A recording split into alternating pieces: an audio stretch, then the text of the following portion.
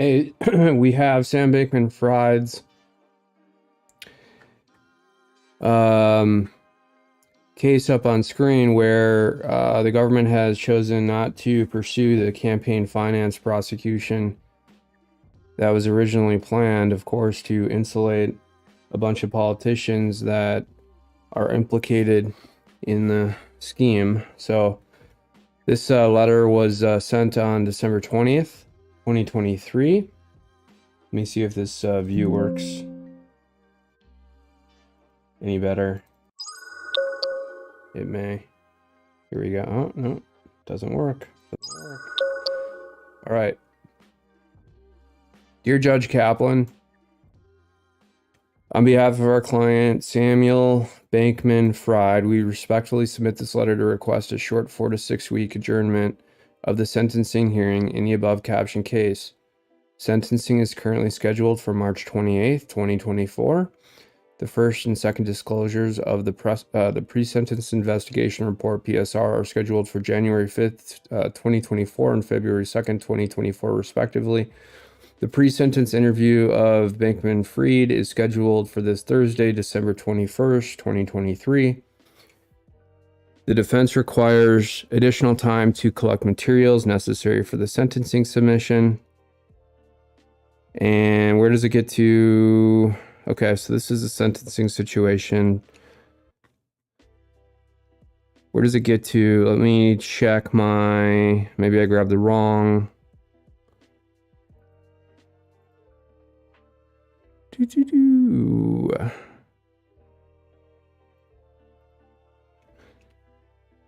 The odor. This.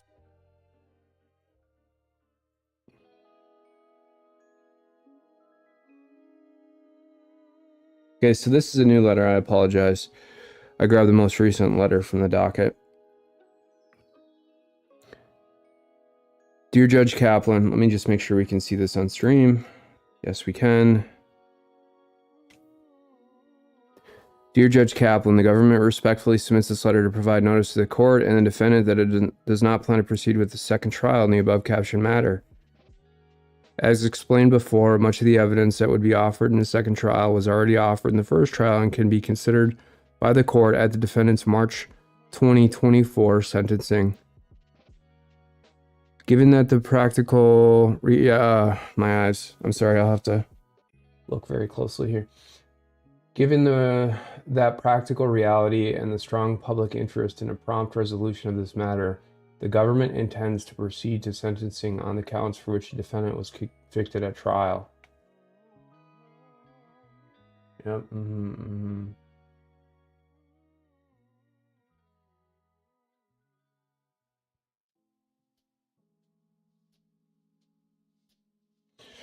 Okay, here it's interesting because it says that although it intended to, it's not going to go ahead with the campaign finance prosecution, and that the court may also consider evidence of the defendant's commission of these crimes at his sentencing. So they're trying to pin all the blame on Sam Bankman-Fried. Apologize, my eyes are bad and this font is pretty small. That's why I was trying to get it in Adobe Acrobat.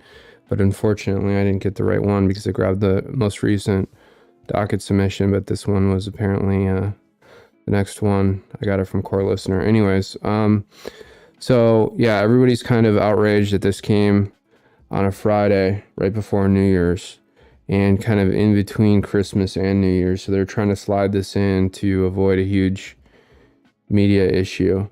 And they were also trying to slide this in below all the Trump stuff. So clearly, they were trying to hide, conceal, silence as much evidence as possible regarding a bunch of these politicians who got money laundered directly from Sam Bankman-Fried. Here's Autism Capital commenting on it. Are they seriously trying to bury this news right after Christmas and before the New Year's when they know people aren't paying attention and or don't care? Are you fucking kidding us?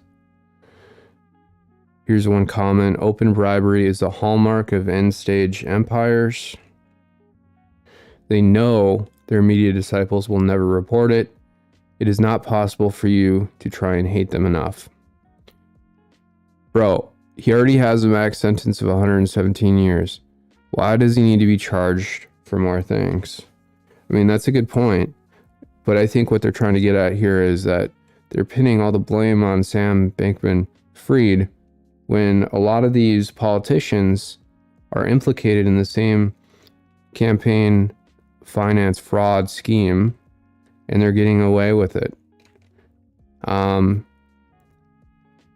they've already memory holed the roster of politicians that got a bunch of money from Sam Bankman-Fried. I mean, they've really condensed it into a couple of very vague stories, like one from Axios, there was a couple from CBS, and you can see, okay, so, and then they're trying to obscure it by saying that SBF gave money to these Democrat PACs, one called Protect Our Future, and then, you know, just kind of using the obligatory Democrat House member to blame, like Carrick Flynn, Georgia Rep Lucy McBath, Jasmine Crockett. You know, I wonder if, let's just look at this.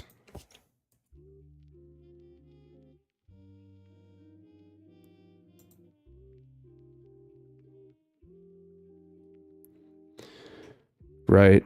So that's Jasmine Crockett.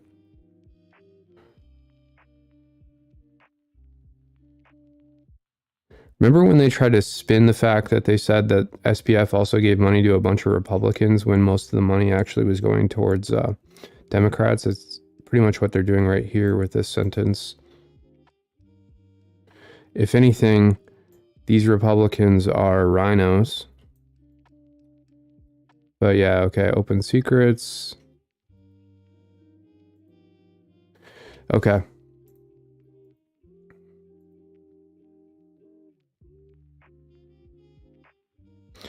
X is paying attention, not the mainstream media.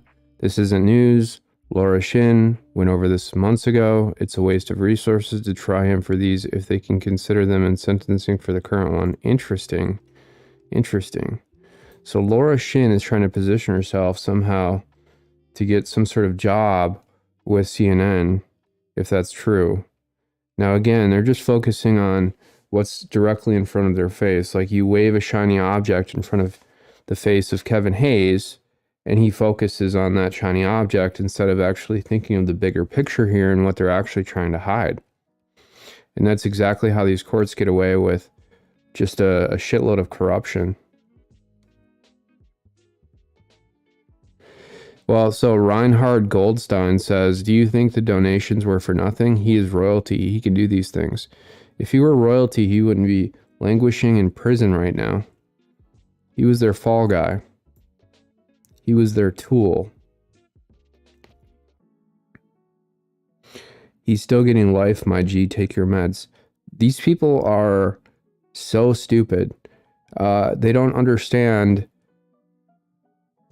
the entire impetus of the scheme and why it's incredibly important to hold some of these politicians accountable who were aware of what SBF was doing and to claw back some of those funds.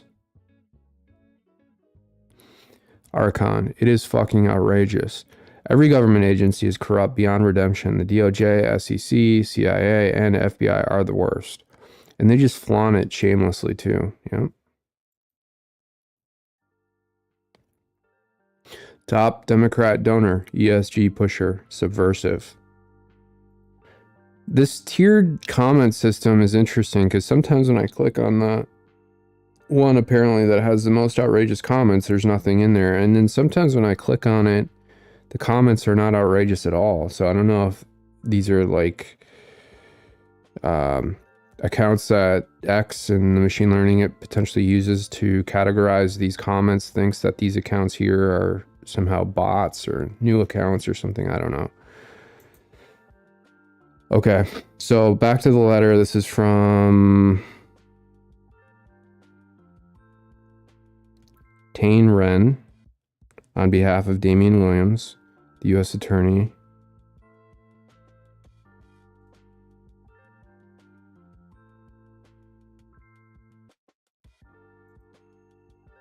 In the Southern District.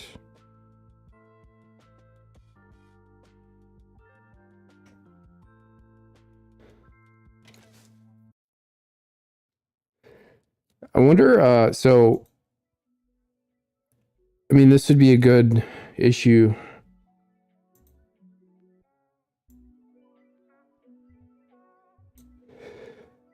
Yeah, that's a good point, anonymous source. So SBF is currently appealing the conviction.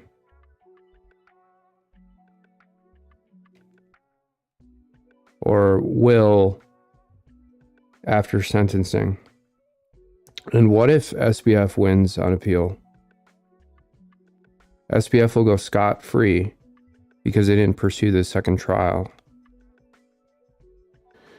And I mean, I'm not an anonymous source, so like, well, you know, what are the chances that SBF could win on appeal? Very unlikely.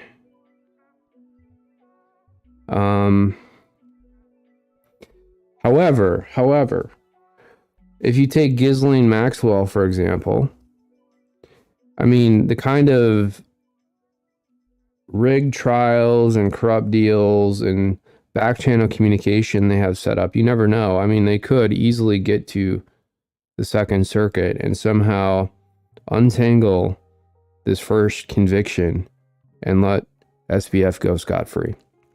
And that's why the second trial is very important.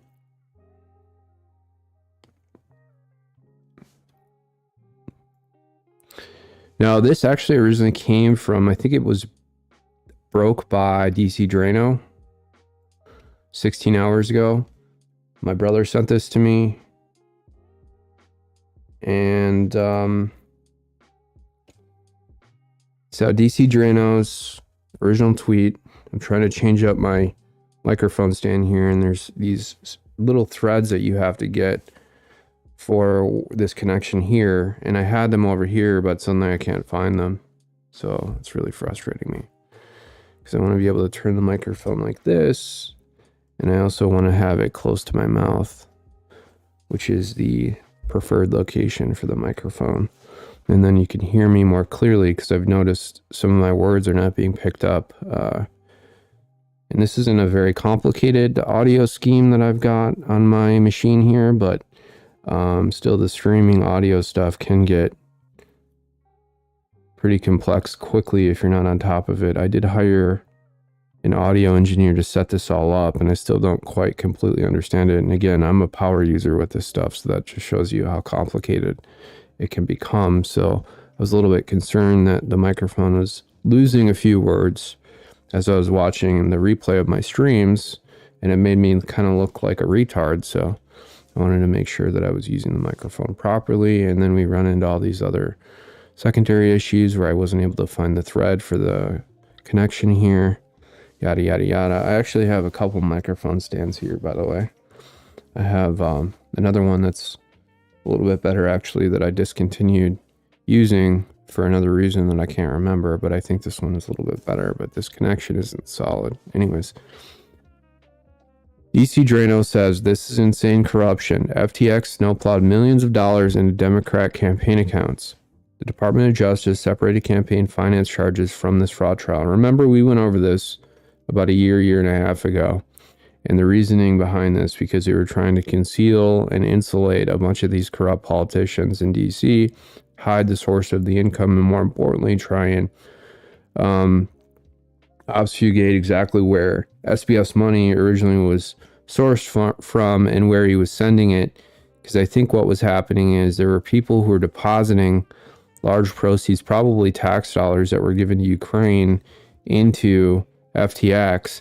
And then FTX was laundering that money back in donations to these Democrat politicians, mostly Democrats. And, you know, this is exactly why they don't want to have this trial. So now, after being convicted for fraud, they're dropping the second trial for campaign finance crimes. Would have implicated too many Dems and rhinos. Exactly.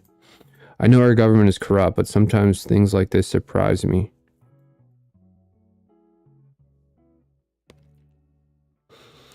So the BBC reported on it. Crazy, right? The BBC, they must have strategized to send specific press releases out to foreign media. The BBC being based in London. And so I think maybe that was a way to lessen the news cycle here before it was picked up. But yeah, this is a good tweet. The BBC article reads as follows. Sam Bankman-Fried, who once ran one of the world's biggest cryptocurrency exchanges and is facing decades in jail, will not face another trial, U.S. prosecutors say. Again, now they've probably had a couple editors get together here, strategize with lawyers to figure out how they can pin as much blame on SBF as humanly possible and make it seem like a second trial is not necessary. And why are they doing that? Obviously because of all the things that we just mentioned. You have to question this entire narrative now.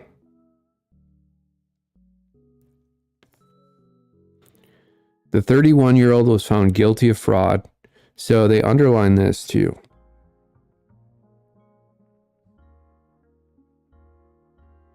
Again, pinning blame.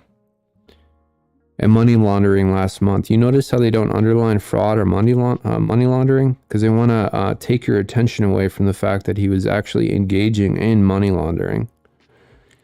Prosecutors said the, quote, strong public interest in a resolution of their case against a former billionaire outweighed benefits of a second trial.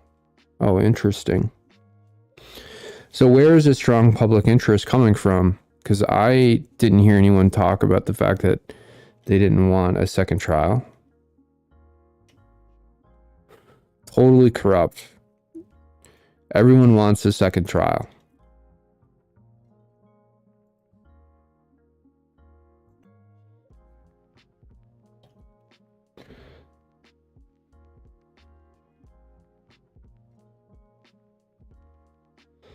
I'm just checking my kick stream here.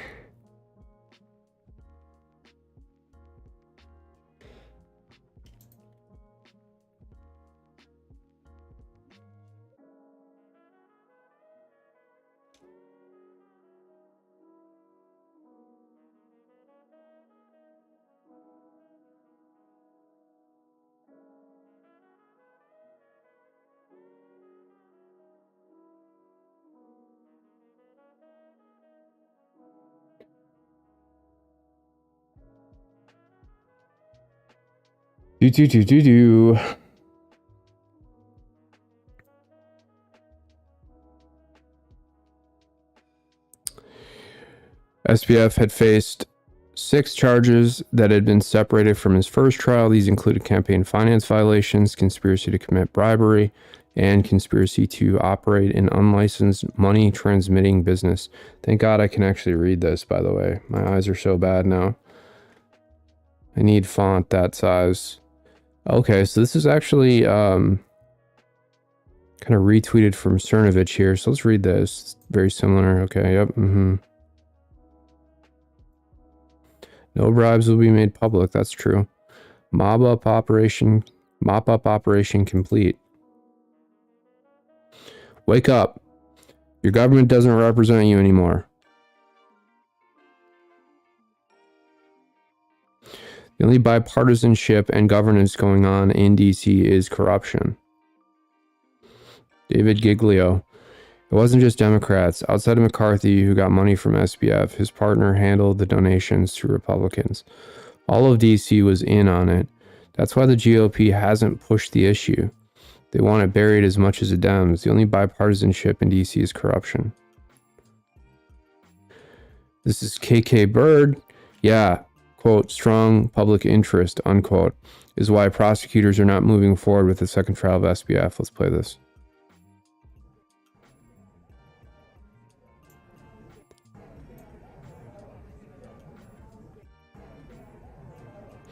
Oh, yeah. This is their little gab session. Republicans in on it too. Ultra Gulag inmate 2023. So like Ghislaine, who was convicted for trafficking kids to nobody. That's a good point. I mean, Ghislaine was a fall woman for this entire op. With the Epstein stuff, which is coming out in 2 days, right? The Epstein list that Loretta Preska, the federal judge in the Southern District of New York, has been ordered to be released to the media. That's another interesting thing. Why are they? It's the first of the year, so I get it. Maybe that's one reason they want to release it. But it is New Year's Day. And it is the day that more Americans are hungover and drunk than any other day during the entire year.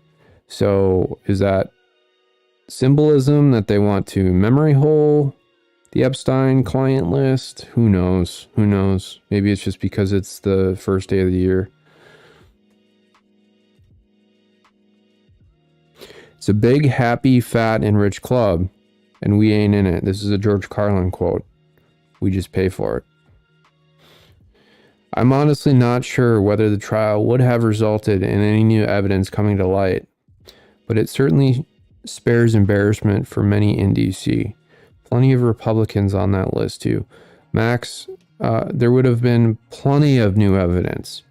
There would have been discovery.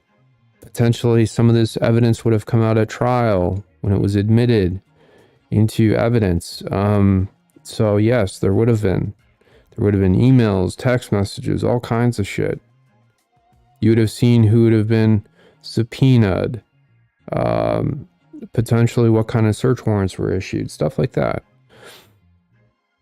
Mike Bates, wow, rotten to the core. Under prosecutors' logic, the public's interest in prosecution is their standard for proceeding with the case. Laughing, face with tears emoji. Danny D. Remember the lengths at which they went to get Dinesh D'Souza? SBF was funneling tens of hundreds of millions of dollars. Remember Dinesh D'Souza was prosecuted for something like going over like $500 or something, and he admitted it because he's honest and he knew that he made a mistake. And I can't remember if he said it was intentional or not. I don't think it was intentional. It wasn't a flagrant violation of the rules by any means. And, SBF and all these politicians get away with it. Scot-free. Scot-free.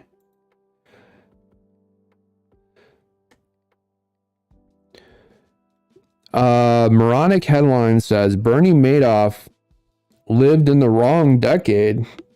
Boy, that's a good point. If Bernie Madoff were alive today, it would be very interesting if CBS or Tucker Carlson did a prison interview with him about SBF and asked him what he thought, because he would have been like, I mean, this pales in comparison to what I did.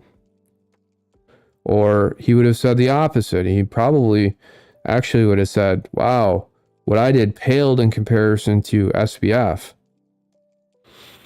And I think that he would have wanted to understand why the government is letting all these politicians off scot-free. Right. This is so crazy saying citizens want this wrapped up quick. Haha. No, we already knew they would do something, do nothing, and sweep it under the rug.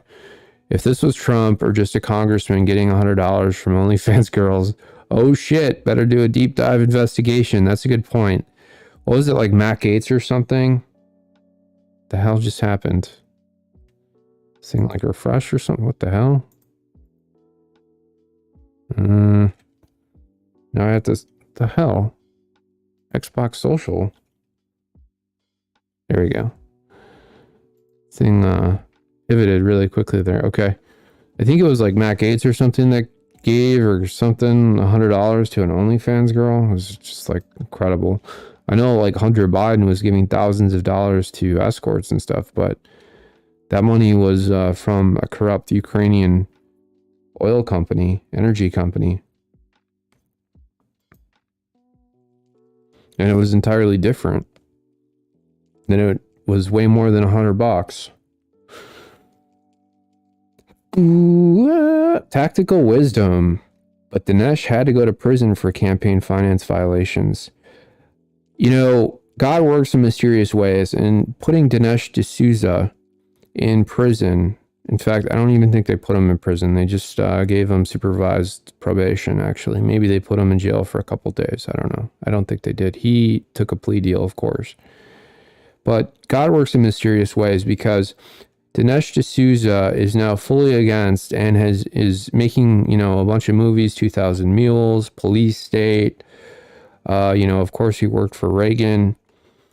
I think he was a speechwriter or an aide of some sort, an advisor.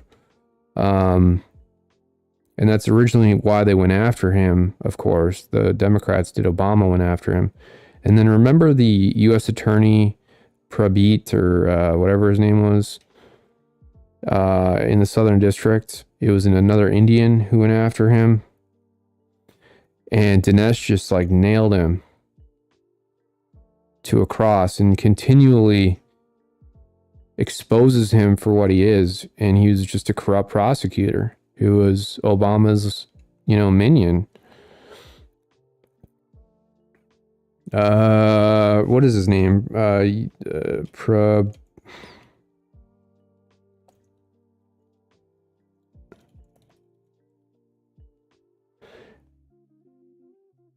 Preet Bharara. Yeah. That's who I'm thinking of. Oh, I can't see it. No, there you can see it. Preet Bharara. And what is Preet doing now? I think he's on CNN.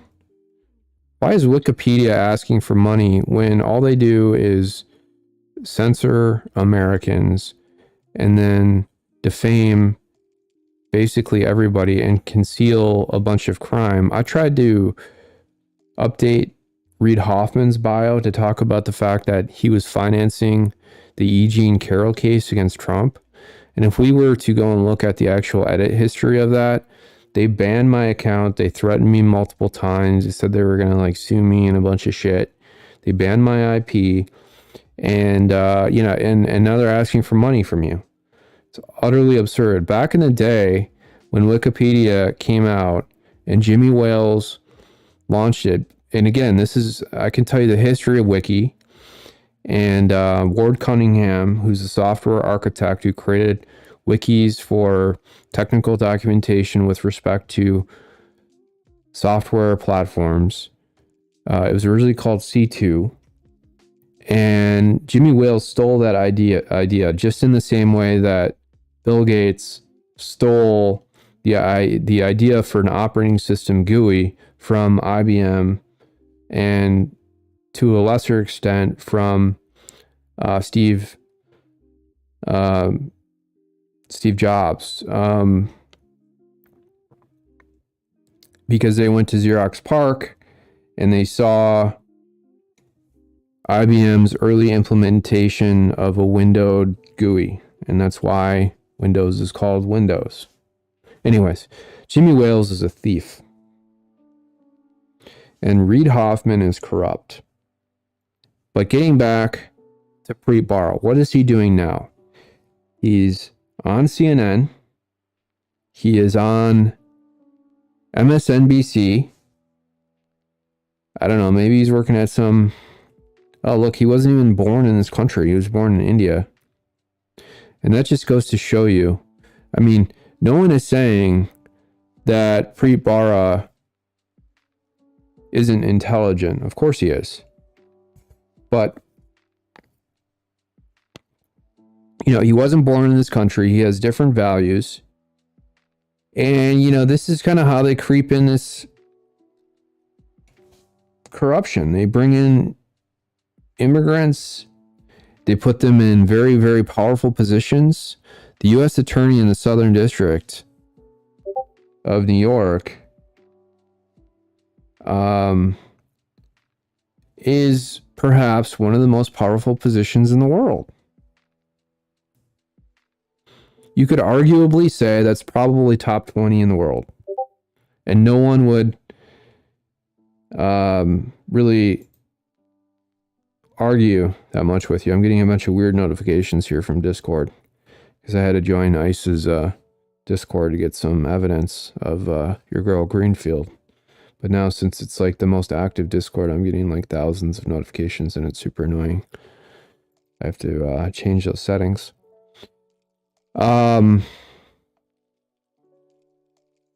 Yeah, so I wasn't born here. Oh yeah.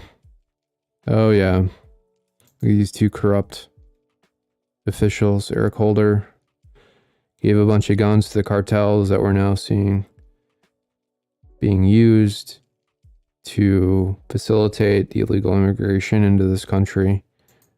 Let cartels have a bunch of weapons, take weapons away from Americans. I could go on and on, but let's get back to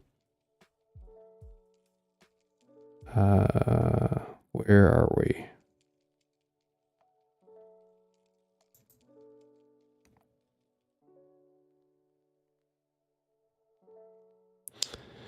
Rob Noor says,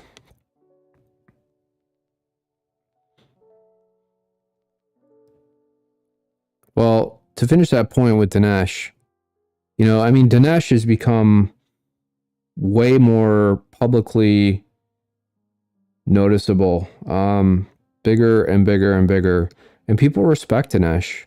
He's down to earth.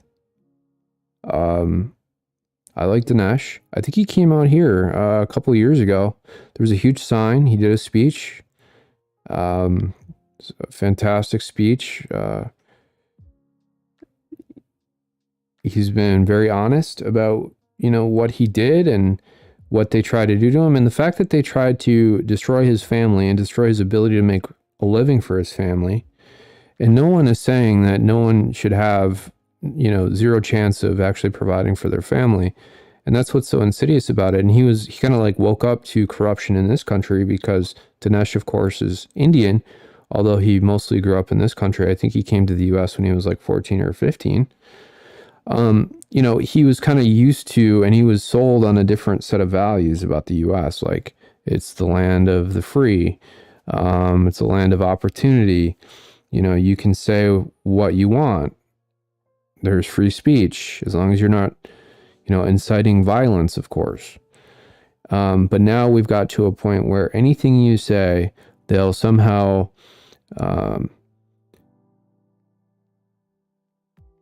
falsely allege that you're saying something you're not. They'll mischaracterize your entire personality, And they tried to do that to Dinesh, and he woke up, and then, he's been working very hard ever since, and he's now not even 10 times bigger. He's like 1,000 times bigger. Everybody knows Dinesh. Everybody. And, he's kind of a liberal guy, actually. I mean, yeah, maybe his views are a little more conservative, but he's very liberal. He's very open. He's nice. He's friendly. I've seen him with a lot more liberals than conservatives, really. Anyway, let's read this Rob Nora comment. Exactly as predicted. Same with Hunter Biden. They'll charge him with gun violations, tax evasion, etc. But they'll resist until the pressure is absolutely overwhelming, charging him with failing to register as a foreign agent, because that would implicate he was lobbying the corrupt foreign groups to his father and other Democrats. They always protect, quote, the brand. Boom, boom. People are just nailing them. Corruption in government. B-dubs. Corruption at the highest levels. So it is seemingly, though, overwhelmingly male in this comment line. And that's why I like to see what appear to be women commenting, to see kind of what they think, because as we know, more women are Democrats than men are for various reasons. So this one is from a lady. Fortunately, I didn't expect anything different. And then kind of this smirking emoji. S. Bridges, no paper trail, no paper trail. Justin Litchfield. Seems to rhyme with the Epstein outcome. I've gotten some comments that I have a pretty monotone voice. And that's true. I do. So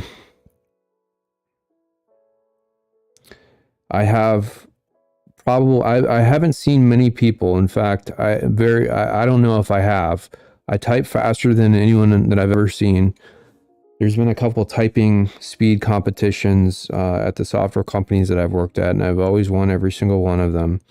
One of them was kind of close, but I still won pretty handedly. And then I seem to have like this huge capacity for laser focus attention. I don't know what that is, but I do. And other people give out, but I just have this like very strong ability to focus for long periods of time. Steve Miller says, it's truly remarkable that they're doing this. And of course, I don't care what other people think, and I say whatever I want. I've always been like that. You are they. What about the public interest to retrieve the stolen funds? The money didn't just disappear. Ted Kidd, sigh. Omega 6, they aren't even trying to hide it anymore. Pinstripe Gator, gee, I wonder how something like this happens. Just follow the money. It's not even hard in this case. They all need to be put out to pasture. Stable Boomer Rube, exactly as I predicted. Cookie Love, when they took his money, they already had this plan laid out before the inevitable arrest they knew would come someday. Steve Farmer, bribing politicians with their constituents' money worked out for everyone except for the very same investors that were stolen from. American politics at its best and worst. Paul Graham, pathetic. Don Paul Stevens, does anything prevent the DOJ from resuming later? It's not double jeopardy, since not tried. What's the statute of limitations? Liberty and Justice said, so he is off the hook. I do want to, I've seen a couple of counterbalanced comments here, but I want to see more of those. Because I want to be, those are the comments you kind of learn the most from. Because this does appear to be kind of like an echo chamber, and I want to read a couple other threads here as well and move on from this. Decentralized Intelligence says, yet another facsimile of the foxes guarding the hen house. David Roberts says, laundering the cryptocurrency investments to Democrats unbeknownst to the investors. Sess says, SBF still needs to Epstein himself, then case closed. Well, so that's an interesting one.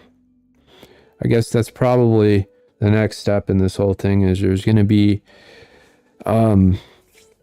oh, SBF offed himself in jail and the cameras were off.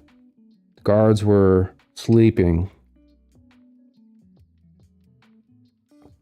I have to tell you, for someone who is accused of every single crime in the book from A to Z, for simply posting on the internet First Amendment exercise over the past 10 years, hundreds of hit pieces directed at me over those 10 years.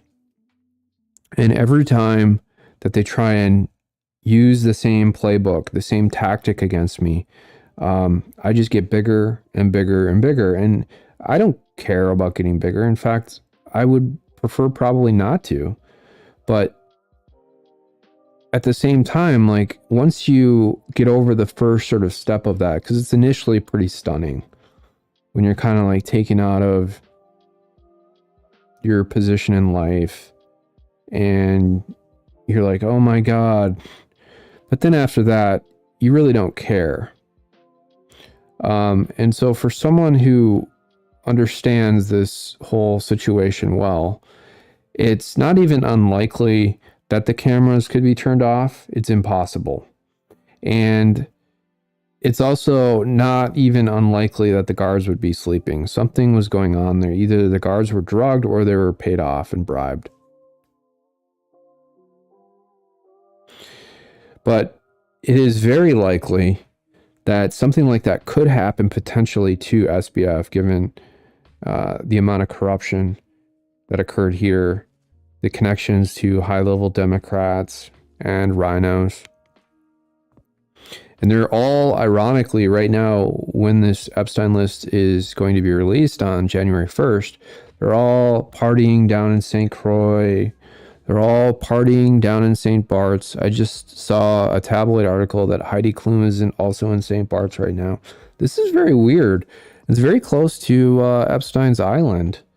And, it's almost like they're providing some sort of media cover for some operation that they're running down there right now. Because why else would Biden decide randomly to go down to St. Croix on January 1st when Loretta Preska, the federal judge in the Southern District of New York, ordered the release of a redacted Epstein flight log compilation? Why? Doesn't make any sense, does it? It does if you start thinking, connecting the dots. Matt Wright, gross.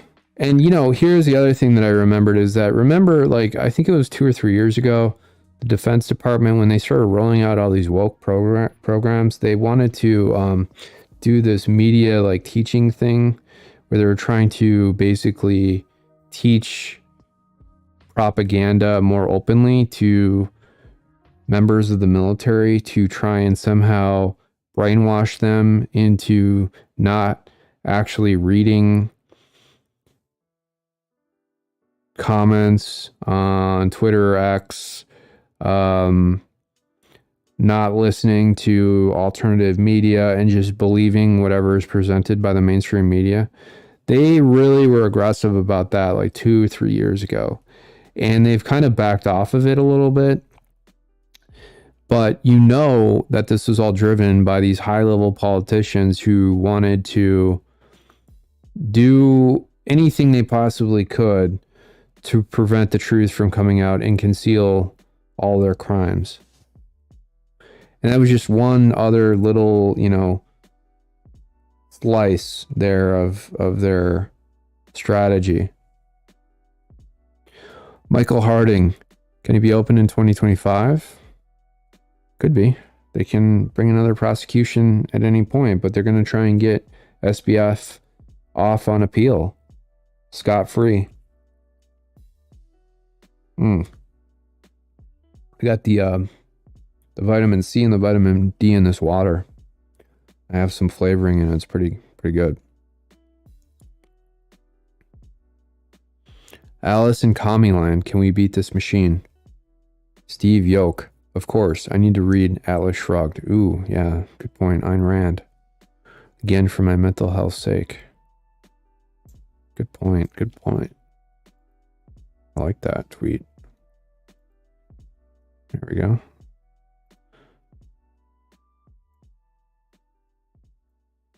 I should probably read this again as well. I think I read this in high school, and I read excerpts recently. I read a couple pages.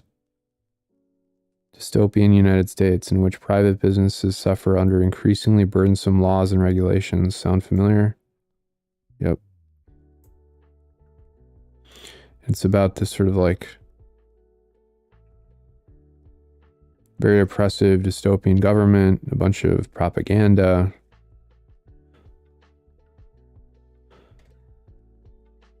Tension between libertarian private businesses and this railroad company that's been captured by corrupt government officials.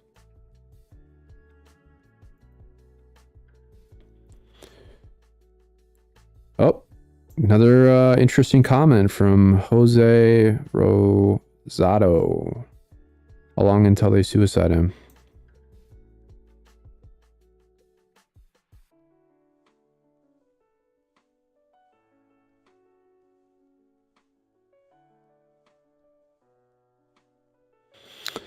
Here's a troll,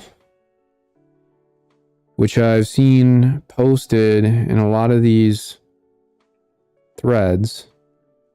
A picture of a coffee mug, and the text on the coffee mug reads, "I love it when I wake up and Trump is not president." Of course, it's a childless millennial / Zoomer woman.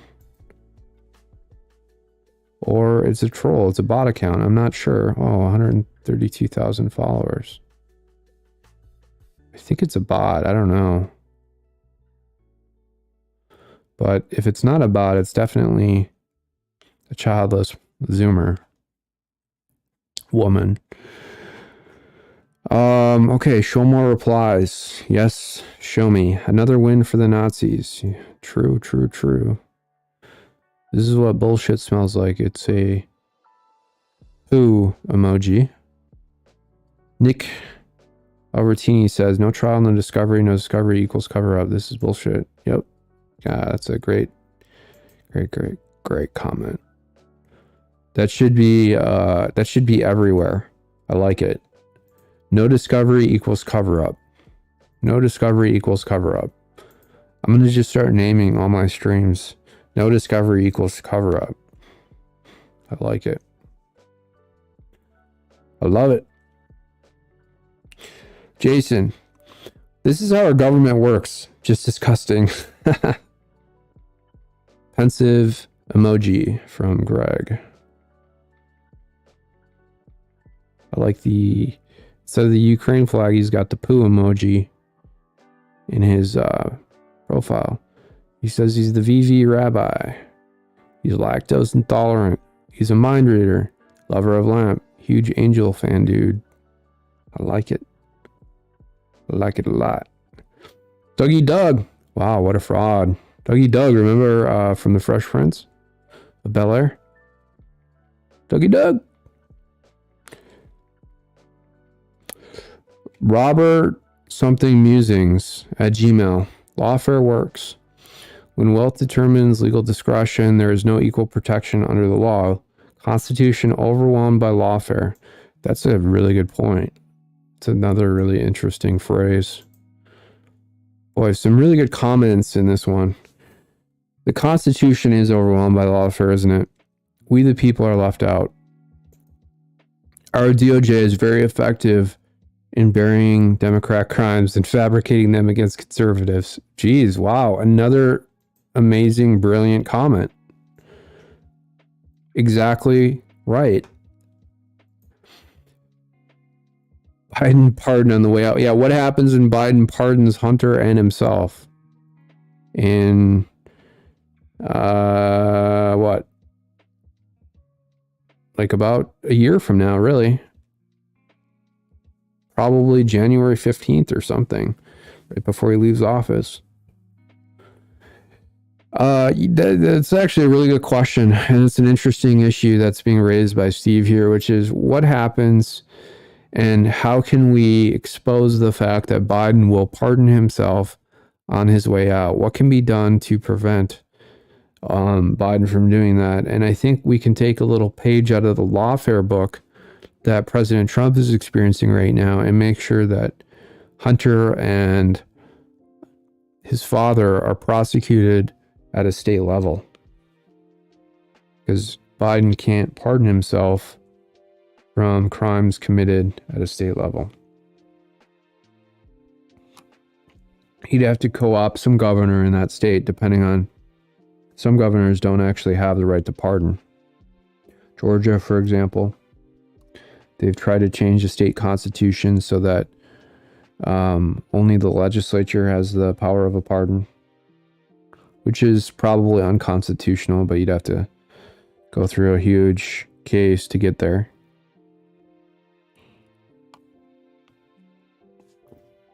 Excuse me. Mikey says, what do you call it when the government is so openly corrupt? If only there was a term for it. Well, tyranny? Autocracy?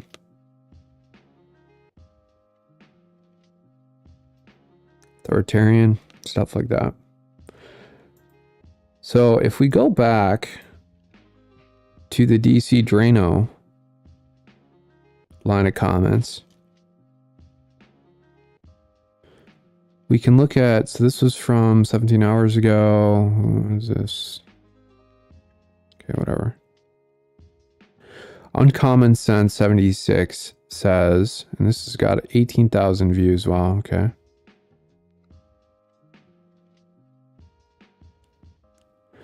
The state of New York is charging Trump with, quote, fraud, unquote, for paying his loans back on time. Meanwhile, Sam Bankman-Fried and numerous politicians committed actual fraud. This is what fraud actually looks like.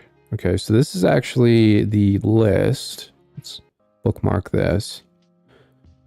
Fucking A. It's gonna be my eyes telling you. It's ridiculous. Can't read this shit. Why the hell is this so small? I'd have to really, okay. At the top, you can see this. This is a list. Apparently, if I'm reading this correctly, of SBF's donations. The source is the Federal Election Commission. And this is originally from unusual_whales on X Twitter. Unusualwhales.com. And at the top, you see, now I'll have to look very closely at this, so excuse me.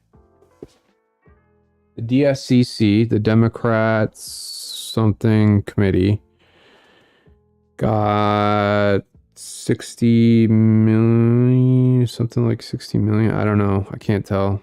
Just a lot. And then the Biden Victory Fund got a ton of money. And then it goes down from there. But what you can tell is that mostly Democrats receive funding. All of these blue bars are Democrats, and the red are Republicans. And I'm kind of curious, for example, so we have one Republican here, Lisa Murkowski. I believe she gave the money back. I mean, there is some plausible deniability here. Maybe some of these Republicans didn't actually know what SBF was doing. I mean, especially these lower donations, like, you know, $5,000 or $10,000. That's a reasonable defense. You know, I'm sure they get 5,000 donations, you know, every few weeks, right? And it's not like they go in and do forensic accounting. But some of these big ones here that are going all to Democrats. I mean, one to the Republican National Committee, to Ronna McDaniel Romney, who's running the GOP, who's almost as equally as corrupt as the Democrats at this point. So she's getting the money, and she's not using the money to defend Trump or promote Trump or even Vivek at all. Okay, so here's another Republican. Heartland Values PAC. Okay, so 5 or 10 grand to some agriculture PAC. Not a big deal.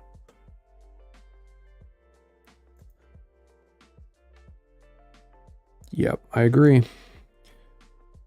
Wyatt Unger says, we are ruled by liars and thieves. Yes, we are. Planet of Memes. There's no fixing the current system as long as the people in it remain. True. Sir Majesty Trademark says, the only bipartisanship and governance going on in DC is corruption. I think that's the same comment we read before. On Cernovich's thread, Clara Jones says, one thing we know for sure, Trump was not implicated, or they would be pushing the conviction at all costs. That's a good point, Clara. And I'm checking comments. If you're on Rumble, especially, feel free, because I can see the live chat. YouTube has effectively destroyed my ability to have a live chat. They have censored me. They've been censoring me for years because of the corrupt people that I have who are trying to control my life. So let's go back to this a little bit.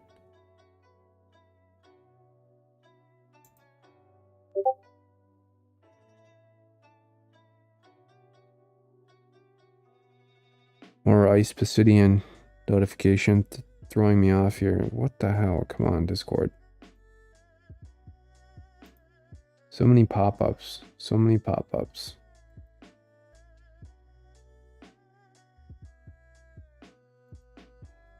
I have to mute that server.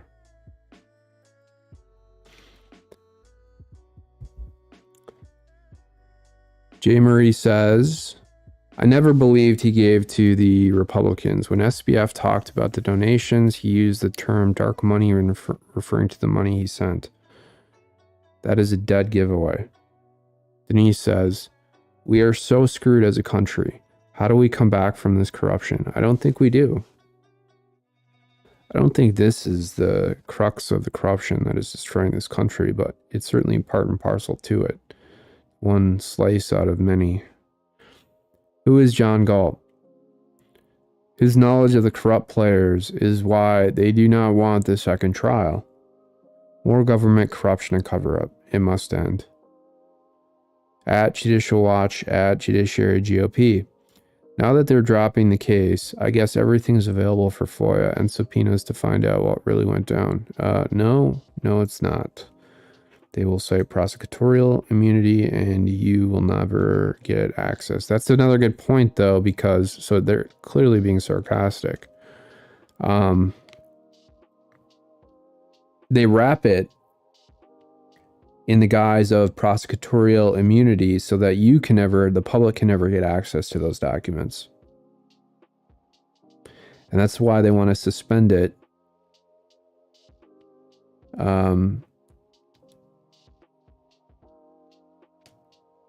In the middle of the swing, so to speak, so that they can then cite it as a defense to prevent those records from ever coming out. Because what if there was discovery, and what if they did actually do search warrants or issue subpoenas to get people in to testify at trial? And some of the evidence that they gathered from some of the search warrant evidence was that maybe even some of the aides or the politicians themselves, or even Biden, knew what SBF was up to and where the source of the money was coming from and questioned whether or not it was money laundering. Then they'd be implicated. I bet you all of these assistant U.S. attorneys and Damian Williams, U.S. attorney in the Southern District, get huge paydays in about a year and a half when all the U.S. attorneys are replaced. They usually keep a lot of the assistant, the AUSAs around. But the one, Danielle Sassoon, who convicted SBF at trial will get some, deal with MSNBC or something, or even another white shoe law firm. They'll make her a partner, and they'll give her $400,000 or $500,000. They'll give her a team of associates. They'll give her a huge bonus, stuff like that. And this is how the corruption is churn. And who will hire Danielle Sassoon to defend her in the future? Someone like Hunter Biden. Steve Kramer says, in fact, if I had to predict anything, that's probably what I would predict, is that Hunter Biden hires Danielle Sassoon as soon as he has to deal with some of the larger challenges with the prosecution going forward against him with the special counsel in 2025, once Danielle Sassoon steps down. That would be a reasonable conclusion to make. Steve Kramer says, and this is another good comment. You remember initially when they seized FTX for a brief period, and then they put it into this bankruptcy situation.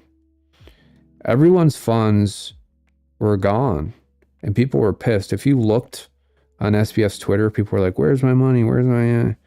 We haven't heard much about that ever since, because I think people have accepted the fact that they've lost just a lot of money. So Steve Kramer says, that piece of shit stole from me. I had crypto and BlockFi. 0.10 Bitcoin. So 0.10 Bitcoin is like $4 or $5 grand, right? It's my fault for not keeping it in a wallet. Yes, it is. It's all of our fault, really.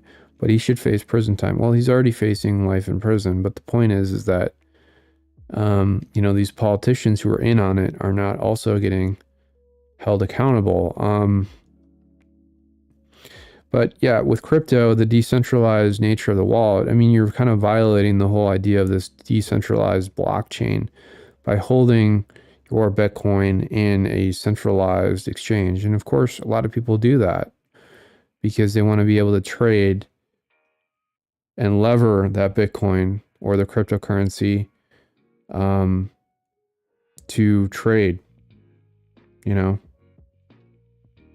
so, or to have quick access to the money in order to exchange it or transact it, and make payments and stuff like that. But again, as I mentioned yesterday, I heard Max Kaiser, and I've heard him repeatedly just, talk like Bitcoin is a magic solution to everything, and it's the, silver bullet for the financial system. And I'm not saying that Bitcoin isn't positive in many ways, but at the same time, when a hybrid quantum classical computer comes out and cracks a lot of the blockchain and is able to break the encryption of some of this wallet stuff, it poses a real challenge for Bitcoin. Shor's algorithm will be able to do this like that. How good is Bitcoin when, the government or some other bad actor steals all of your money from your Bitcoin wallet because they can effectively decrypt any of the encryption you're using to secure your funds with your wallet? Max Kaiser. Now, I understand this is a future theoretical concept, and it's 99.9% guarantee that this will come to fruition in one way or another.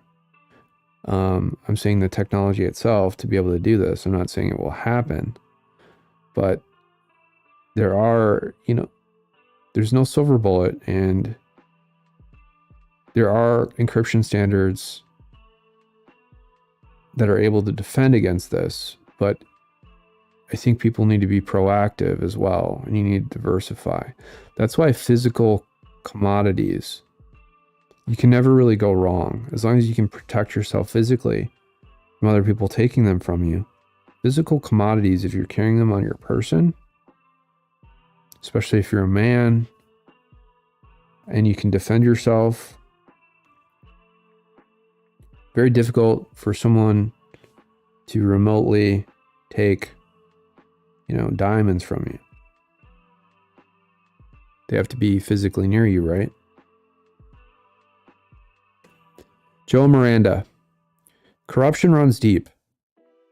They got to protect their own. They'll never go down for their crimes as much as we ask for it.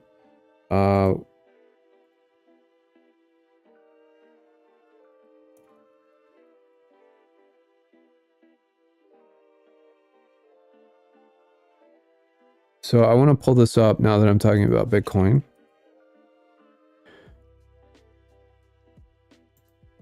This is from the National Institute of Standards and Technology. NIST. Quantum resistant cryptographic algorithms.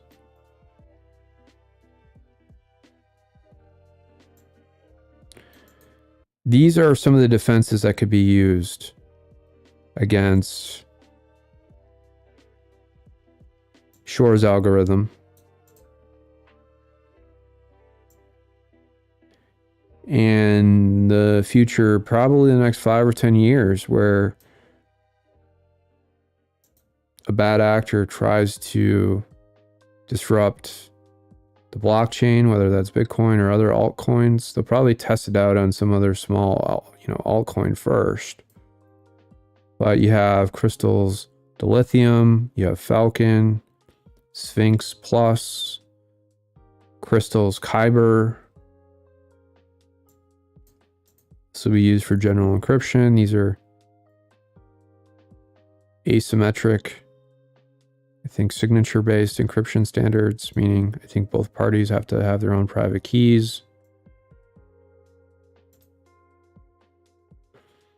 So again, when I hear Max Kaiser say Bitcoin is the magic solution for everything, I would just be very aware and proactive in thinking about future quantum computing and what that actually means. And one of the reasons that we have a stable digital banking system is because everything is surveilled and monitored, and because the US government has a monopoly on that. Whereas with what we've seen, especially with SBF and FTX and all the shenanigans going on there, the flow of funds and how things are transacted and settled can easily be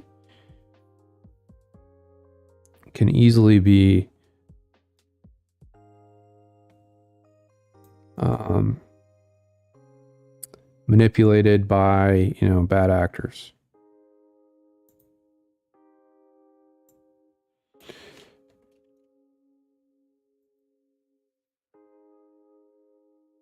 You're watching The Legal Breakdown. Oh, So I Glenn, love this we've guy. done this a few times in the past. We have viewer submitted questions. These are always, in my opinion, the most interesting questions that we've gotten. So I want to jump right in here. Again, these are the most interesting questions from the thousands that have been submitted for this series here. So the first question is this: if Donald Trump is convicted and sent to prison, can he continue to run for president? And if he wins the presidency from prison, what would happen next? Would his vice president assume the office and pardon him out of prison and then back into the White House? How does this all work? Yeah, so first of all, I love viewer questions. Great question. Unfortunately, there is a weak spot in our Constitution and in our laws because there is nothing that prohibits a candidate who is convicted and imprisoned from.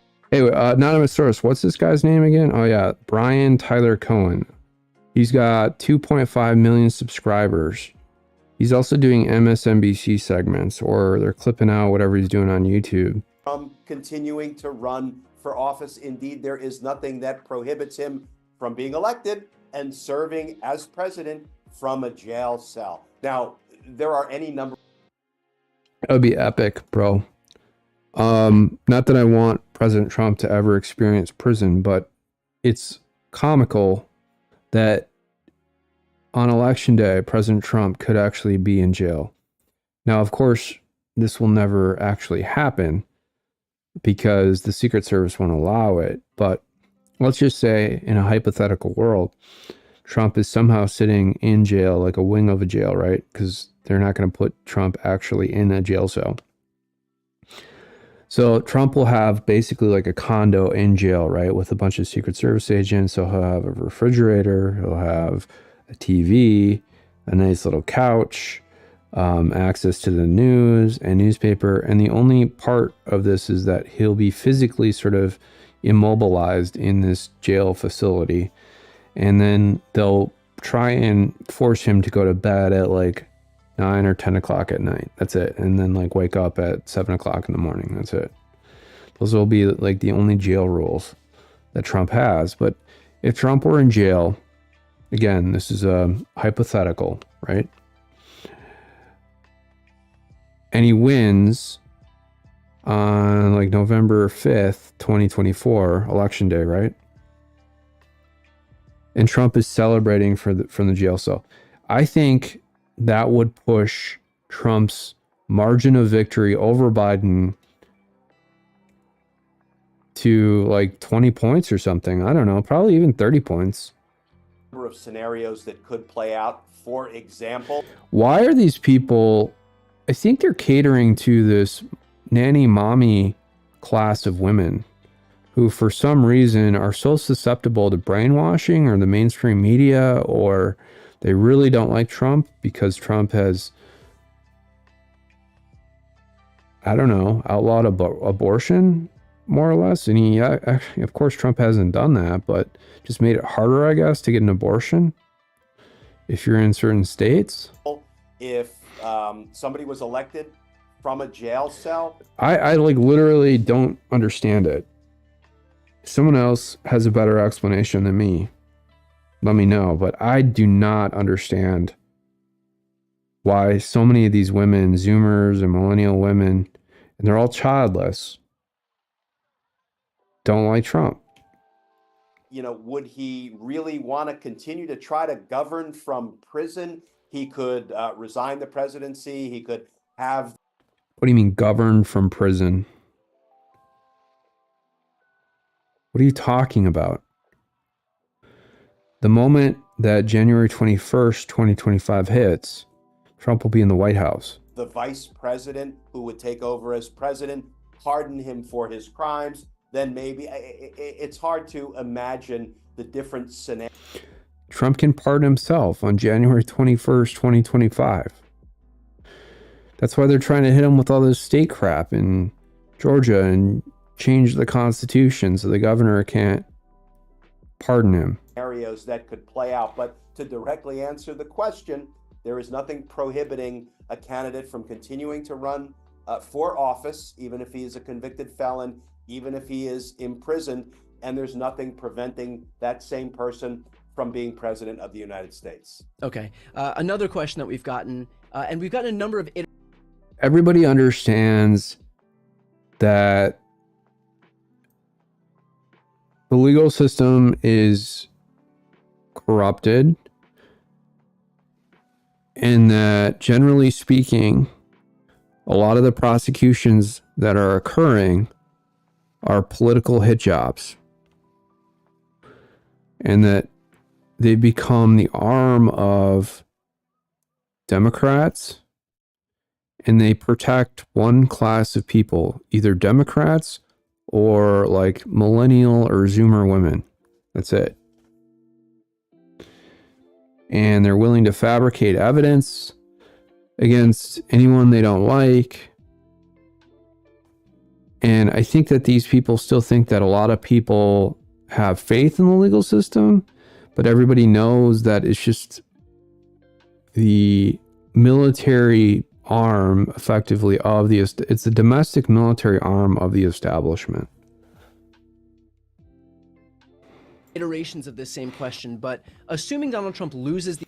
So if you challenge or disagree with the establishment, you are now putting yourself out front and eligible for prosecution by the domestic military prosecution political force, which is, you know, the legal system generally speaking, but like these, it's county attorneys, city attorneys in various states, state attorney generals, and then the DOJ. The election, should we expect charges for the unindicted co-conspirators, and that's including Lindsey Graham? And again, Lindsey I Graham's really don't like this Brian Tyler Cohen. How could anybody, and this is coming from me, I am not a very effective public speaker. I mean, that's pretty clear. It's never really been a natural gift of mine, right?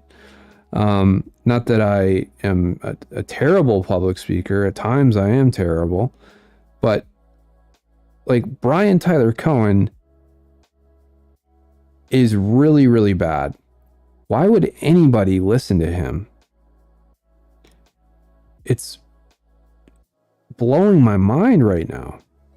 He's a weirdo. popped up dozens, if not hundreds of times in the Look at how weak his voice is too. He's got like a beta male voice. What guy shows up on a stream like this and wears a suit with a tie, by the way, in the questions that we and a haircut like this? solicited. Yeah, so let me separate that out into two questions. First of all, unindicted co-conspirators.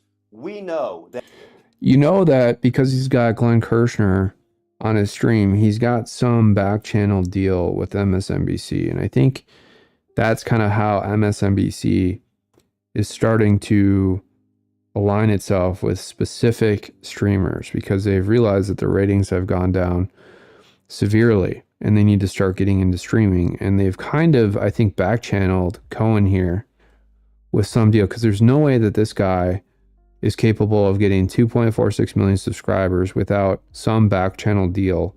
And then they probably got a third party deal with YouTube to make his stream, like put his stream on the front page of a lot of these Democrat profiles so that they start clicking on it. And then I'm not seeing, so the like thing is all weird, right? There's no likes, yet there's nearly 2,500 comments and 262,000 views. Something's going on here. They're rigging this whole thing. that in the Trump indictment, that is the federal indictment in Washington, D.C. of Donald Trump, there are 6 unindicted. What kind of asshole too puts their professional plaque on a wall behind them? Seriously, I'm being completely honest. I guess like maybe if you walk into a law firm and the attorney has his Juris Doctorate diploma on the wall, just to kind of acknowledge that he has a license or whatever, and that you're in a law office, I guess I can understand that. But even then, if I was a lawyer, I wouldn't do that, because it's arrogant. It's just, who cares?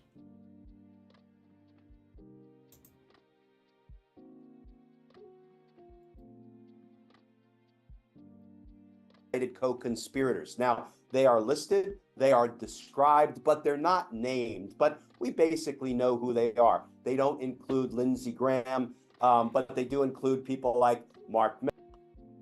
And why wasn't Lindsey Graham fully indicted? Because Lindsey Graham is helping send money to Ukraine. That's why. Meadows and Rudy Giuliani and Sidney Powell and John Eastman and Kenneth Chesbro. So you have heard me say before, I am not again, like how many of these guys are attorneys? Kenneth Chesbro, John Eastman. They are just doing a number on all these attorneys for Trump, aren't they? Disciplining them, disbarring them, indicting them, destroying them in the media. I mean, this is directly from the CIA. Man, I'm not a high roller. This is kind of the same bullshit that they pulled on me. I mean, they withdrew my attorneys. They disciplined my attorneys. All kinds of shit. $1 is my betting limit. I will put the full buck on those 6 unindicted co-conspirators being indicted. The last thing Jack Smith would do is issue an indictment against a former president of the United States and announce in that indictment, ladies and gentlemen, these 6 people, unindicted co-conspirators, they are Donald Trump's criminal associates. They are his co-conspirators. Guy is such an asshole, Glenn Kirshner. They committed crimes together with Donald Trump to try to end our democracy. Jack Smith would not. End our democracy? What the hell are you talking about? Because there was a slight little uproar on J6 because a bunch of people came to protest? Have made that announcement and then said, but you know what? I'm going to give them all a pass. It was such a setup. You know, I really wish that it never would have happened. I do wish that Trump would have, I think, been wise to, because, you know, once they figured out Trump, they really put the breadcrumbs in front of them. The COVID stuff, Trump has notoriously been very afraid of disease, like refusing to shake hands because, yeah, he's a germaphobe. He's very, he's like my brother, sort of in a way that he's extremely like clean, and everybody knows that about Trump, right? And then so they use the COVID thing against him in that way. And then also the fact that they knew that Trump would contest the election. So they kind of rigged and figured out how to set up all these J6 defendants.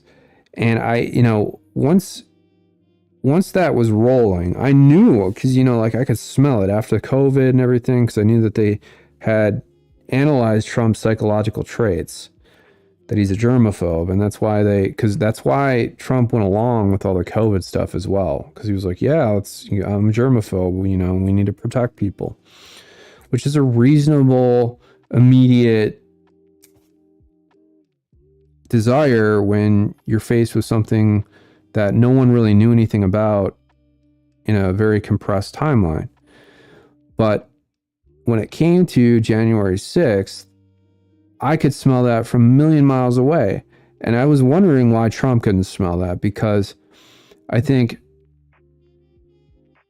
plodding along and tweeting out everything to incite people in those last 2 or 3 weeks of his presidency, I was scared for the thousands of people who were going to show up there. I thought, if anything, the police were going to brutalize them, launch tear gas at them, rubber bullets, all the things that we saw with George Floyd. I felt like were going to then be used and directed at all the J6 protesters.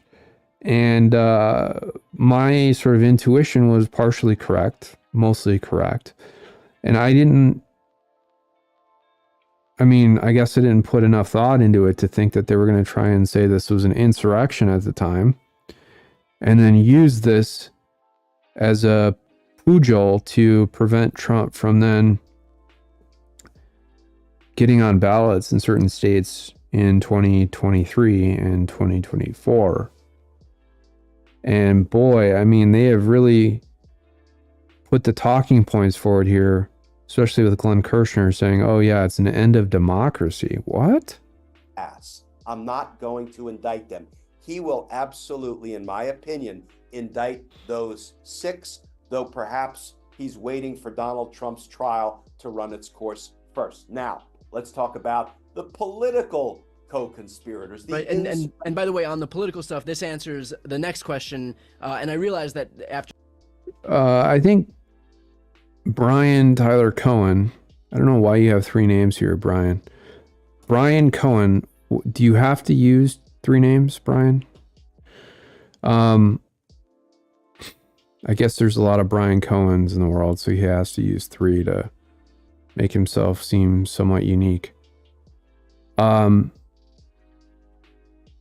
I want to know where he's getting these questions from. If these are genuine questions that he has, or if there have been discussions with editors about these questions or higher ups.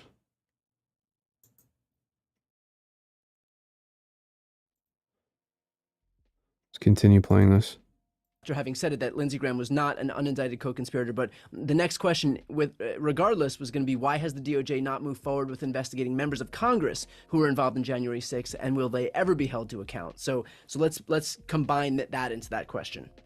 Yeah, fair question, because there are Very confusing, compound question by your boy Brian Tyler Cohen. some unindicted co-conspirators in Congress. They just didn't happen to make their way into the Donald Trump indictment as unindicted co-conspirators.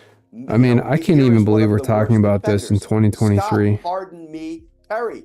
I mean, this is a guy for whom there is so much evidence suggesting that he was part and parcel of Donald Trump's conspiracy. I mean, his cell phone was seized because a federal judge determined that crimes had been committed and there was evidence of crime in Scott, pardon me, Perry's cell phone. Why do I call him Scott, pardon me, Perry? Because he asked for a pardon because he knew he committed crimes on and around January 6th, and he wanted to get away with those crimes. I think it was a really big mistake for Trump not to pardon everybody involved in J6 right before he left office. And I think that he thinks that he made a mistake now, but it was hard to calculate at that point, of course. And they hadn't. This was, I think, maybe one of the most brilliant tactics by the mainstream media, and maybe they did if you go back historically and look at some of this coverage. But they didn't really hoist this as the number one issue immediately, that this was a huge insurrection, and that they would, well, I think the biggest part of that was the fact that the DOJ hadn't started really truly investigating and indicting a lot of these J6 defendants until Trump was out of office. And I think if Trump had known that and had known what this had been building towards, he would have immediately pardoned everybody except for, maybe those who were violent that day, and tried to maybe pardon those individuals from felonies and made sure that they were only charged with misdemeanors in one way or another, which, I've been also thinking about, for example, Rachel Powell, who's a J6 defendant, and I had misstated before that she was a single mother. I don't think she's a single mother, but she does have 8 kids, and she's 43. She looks great for having 8 kids. She was charged with a felony and a couple misdemeanors for breaking a window that day. I don't even think she should have been charged with a misdemeanor. I think they should have just went after her civilly and made her pay for the window, and that's it. That's just some of the evidence we know. There's other incriminating evidence, including some really damning text messages that were sent by Scott Perry.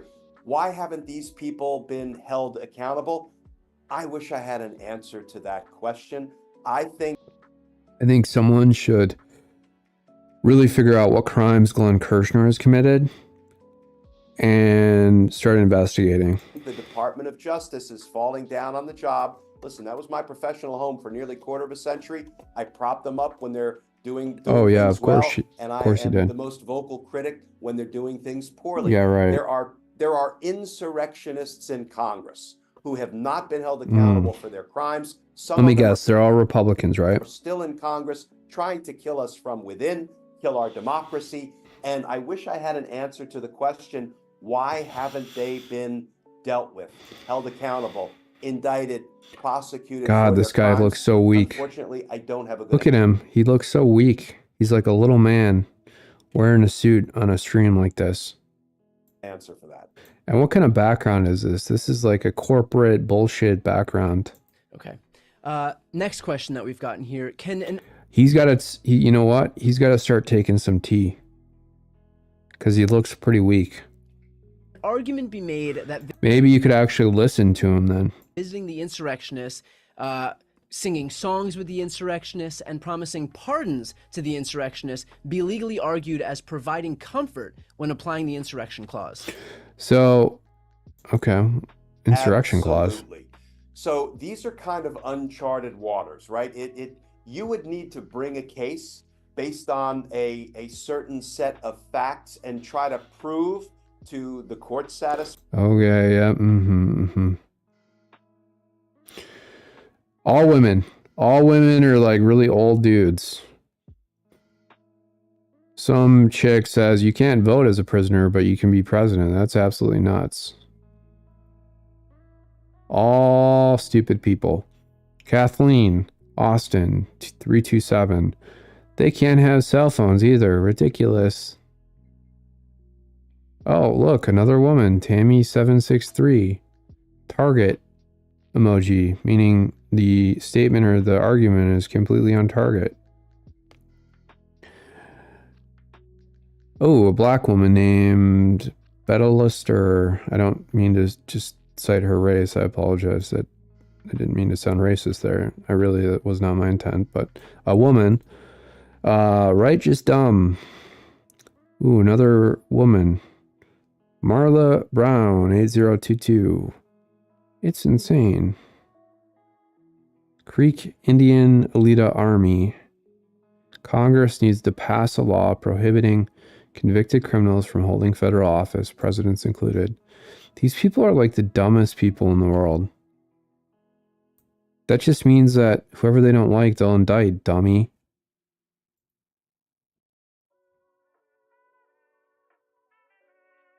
Idea girl. Yes.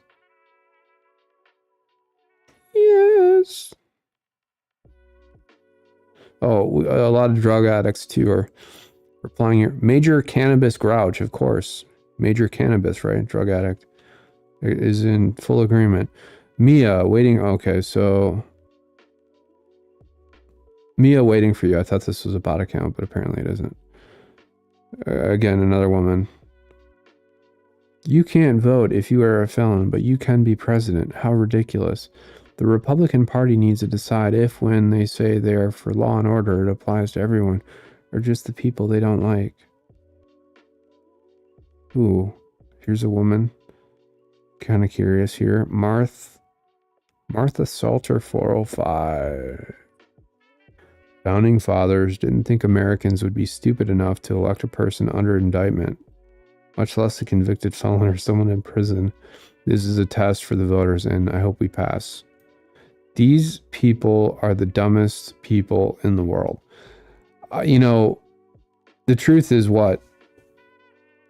95% of indictments or people indicted for crimes are men. So that, what does that tell you?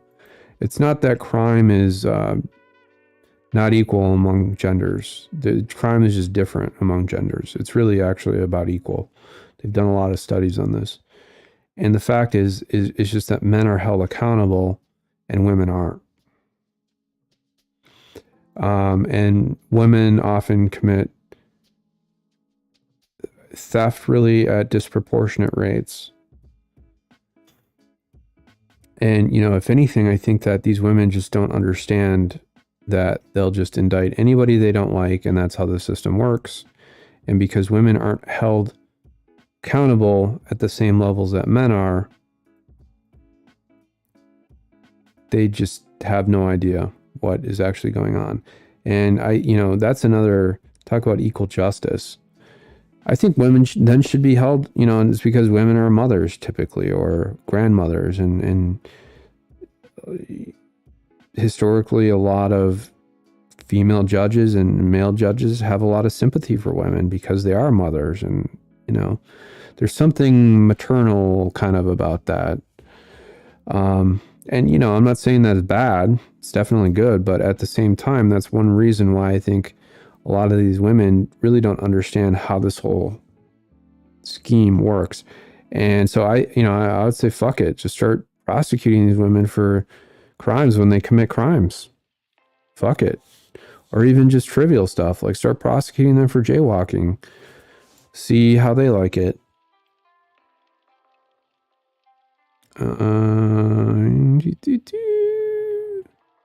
Yes. Insurrectionists in Congress, all of them must be held accountable. You'd almost think the Founding Fathers thought they didn't need to express a need for not electing a criminal. They may have given us too much credit. Oh my God. Oh my God. They may have expected there would be an update from time to time. Do you know how hard it is to ratify the Constitution? You have to get every single state by like a 2/3 majority, the state legislatures, to agree to the ratification. It's next to impossible, bro, in today's political world. So the Constitution will probably not be changed again ever.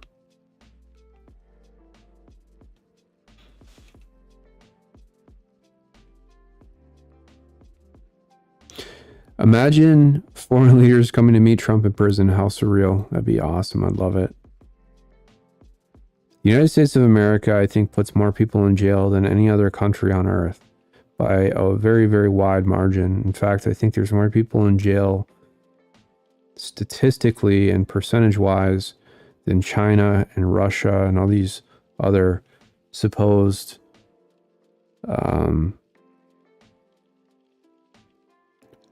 authoritarian states. So we basically live in a high-tech tyrannical regime currently, and we have for a very long period of time. But these people don't really understand that.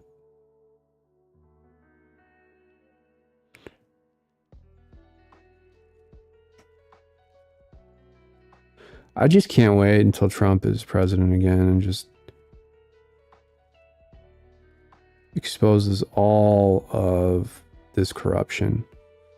I guess these people don't want our country to be efficient and operate with minimal levels of corruption. I guess they want the corruption to continue to churn. They want to be able to stay in their house and get payments for doing remote work, and engaging in all kinds of cancel culture against their fellow citizens. They want evil to continue. They want these endless wars to continue. All right, so I want to play this video too of Adam Kinzinger, and hopefully we can refresh it here and start it from the very beginning. These stupid shorts you can barely see. Let's zoom out a little bit. The odor, the stench, the stink. How bad is it? What do you know about that?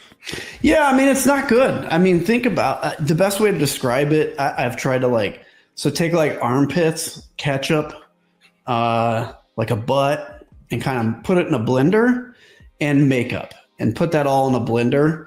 And and you bottle that as a... Are they trying to sort of reverse the whole Hillary Clinton smell thing? Is that what they're doing here? Cologne. That's kind of that. But it's amazing. Like, I've been amazed that, everybody's just kind of learning about this now. But I think they're trying to imitate the widely viewed Hillary Clinton smell meme video thing. Again, I think the bigger point is he's a weak human being. But look at this. He had his people respond to me on this. So Adam Kinzinger,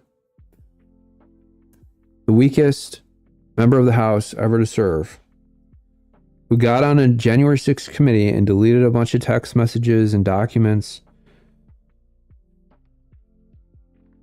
when they had kind of closed down the whole committee. So he destroyed evidence. He didn't show Ray Epps. He didn't talk about all the FBI informants in the crowd that day. He tried to sort of hold a sham proceeding, hoist himself up for media coverage, and now he's going on Midas Touch. So now you know he's desperate if he's on Midas Touch. That's why Michael Cohen is on Midas Touch. Midas Touch is a rag publication, the tabloid, and they got Kinzinger on now. Let's hear that again. Let's hear it again. Let's hear it again. The odor, the stench, the stink. How bad is... And this is coming from Ben Meiselas, who's got some weird children's books on his mantle. Is it? What do you know about that? Yeah, I mean, it's not good. I mean, think about the best way to describe it. I've tried to take armpits, ketchup, like a butt, and kind of put it in a blender, and makeup, and put that. So Ben Meiselas is what, 36 years old. He's younger than me. He's a total dweeb. He clearly is a smoker. He's constantly talking about vaping. He's got this weird mantle that he holds children's books on it during his streams, which for a 36-year-old male is very, very weird. And the fact that he would even write a children's book, I mean, come on. Would you let that guy around your children? I don't think any family would. That all in a blender, and you bottle that as a cologne. That's kind of that. But it's amazing. Like I've been amazed that, everybody's just kind of so there's another interesting thing here about Kinzinger, because he's got this like congressional plaque in the background.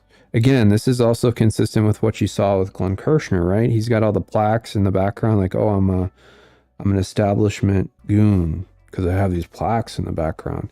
And you notice he's wearing a dress shirt too, like he's trying to be casual. People don't dress up for streams. If I'm at work, I'm not dressing up, all right? Unless I'm forced to. I show up to work in a hat. I've showed up to work like this always.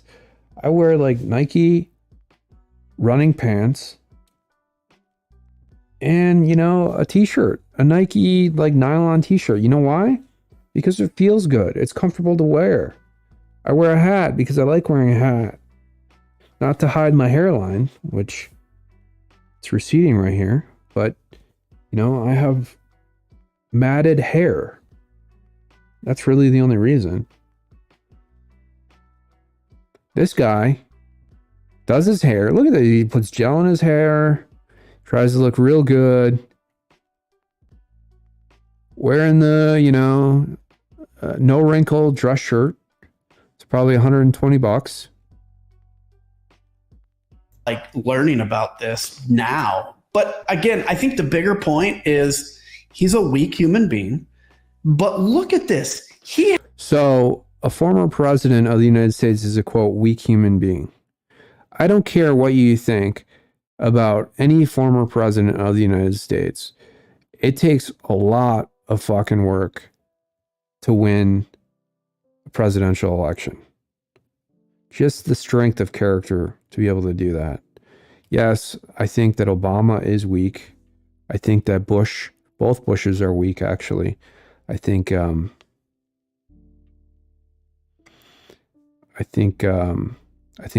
is incredibly weak, of course. But he's citing, and I could cite 10 things about each of those guys that I think proves that they're weak. But you don't see Kinzinger actually talking about why Trump is weak. He had his people respond to me on this. So I think we have kind of this class or group of people in this country who have lived off the teat of this country for so long, the establishment, whether that's the political class or their families or women who have husbands who go out and work for corporations and raise families, but essentially are kind of insulated from the real world. And maybe they work, their husband works for the defense sector, or they have some bullshit corporate job.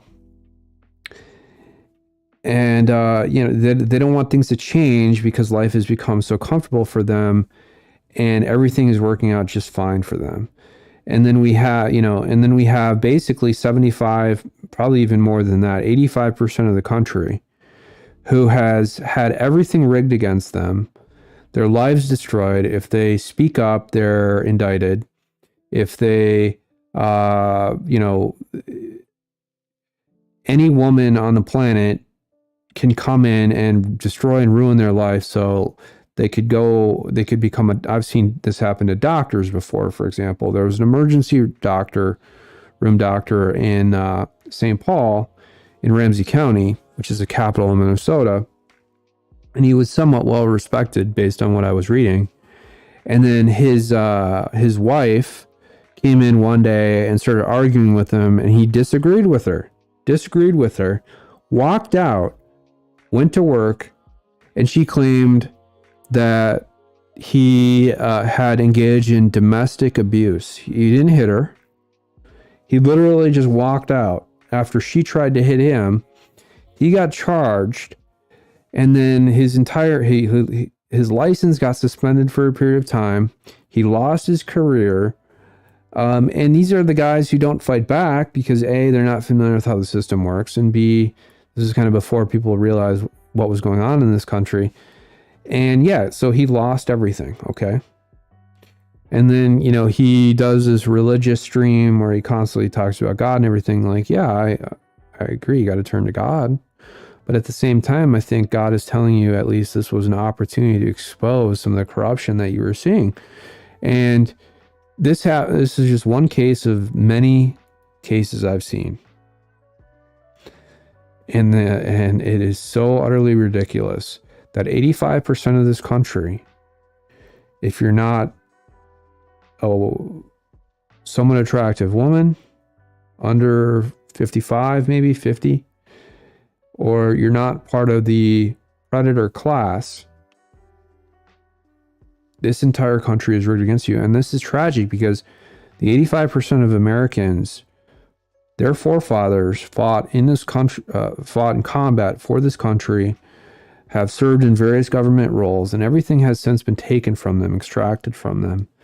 And I'm not talking personally based on my own view. This is the view of many people who have told this to me. I get it, it's hearsay, but at the same time, these are the views of family members who are frustrated by what they're seeing going on in this country. And then you have assholes like Midas Touch. They're getting paid by George Soros funded third parties to basically just lie to you, constantly lie to you. And they try and put this shiny ball in front of your face to distract you from really what's actually going on. These huge money laundering schemes, which we just talked about with SBF, insulating these corrupt politicians, which is another main priority of Ben Meiselas on Midas Touch. You don't hear Midas Touch talking about Michael Cohen's AI case situation where, you know, if anything, Michael Cohen submitted two, I'll just pull this up.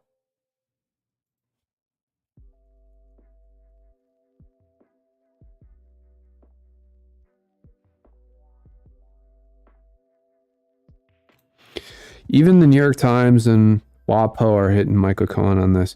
Where's Ben Meiselas to talk about Cohen's fake case law citations when he was trying to get off supervised probation? You think they would talk about that if they were a legit news organization, right? They're not doing that. Even to like mock him a little bit, you know, just to be funny about it. Now, personally, I looked at a couple of, it gets complicated because he's blaming one lawyer. This lawyer named Schwartz came in to try and kind of save him, but also throw the other lawyer under the bus. Ultimately what happened here, and I think I know what the judge is going to do, but so this case is about Cohen lying to Congress, right? He got charged with a felony, perjury, I think, and then he took a plea deal. I don't even think he served a day in prison. No, he actually did, right? He served a month or whatever. No, he served a couple months and then they let him out. That's right. So yeah, I mean, Cohen did, look, I mean, he was trying to get off supervised probation. He made a mistake. All right. It's easy to do. As a litigant, I have a lot of experience filing stuff. And there was one time I didn't make a wrong case citation, but I had scanned the case and I think I didn't fully read through the case to understand exactly what was going on. So I think I summarized it. I mischaracterized it a little bit, and it wasn't intentional by any means, but that's normal. I think that happens all the time. Stuff, especially that I'm reading from other people filing against me, like they constantly mischaracterize things. But I looked at it again afterwards. I'm like, oh, I got that wrong. You know, I should go in and correct it. I think I did correct it. I don't know, but it's easy to do. It's easy to miscite a case. All right. should Cohen face further, I think there was a show cause filed, I think against Cohen and the previous lawyer. Do I think that Cohen should be held in contempt for this? No. Do I think that Cohen should be further disciplined for this? I don't think so. Do I think it was a mistake? Yeah, it was just an inadvertent mistake. And the judge is basically going to just say, I deny the motion, and then deny the request for contempt sanctions or anything. That's it. Because they basically purged contempt by fixing the citations. But, everybody's going after Cohen and saying that he should serve further time in prison. I don't know if he should serve further time in prison for making a mistake by, a typo with a case citation. I don't know. But, I don't think so. But,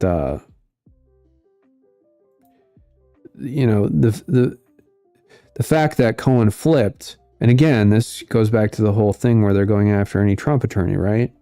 Any attorney that's ever served Trump in any capacity somehow gets disciplined. You just saw Cheeseborough. I talked about Eric Cardell, who I know personally, and I've spent time with.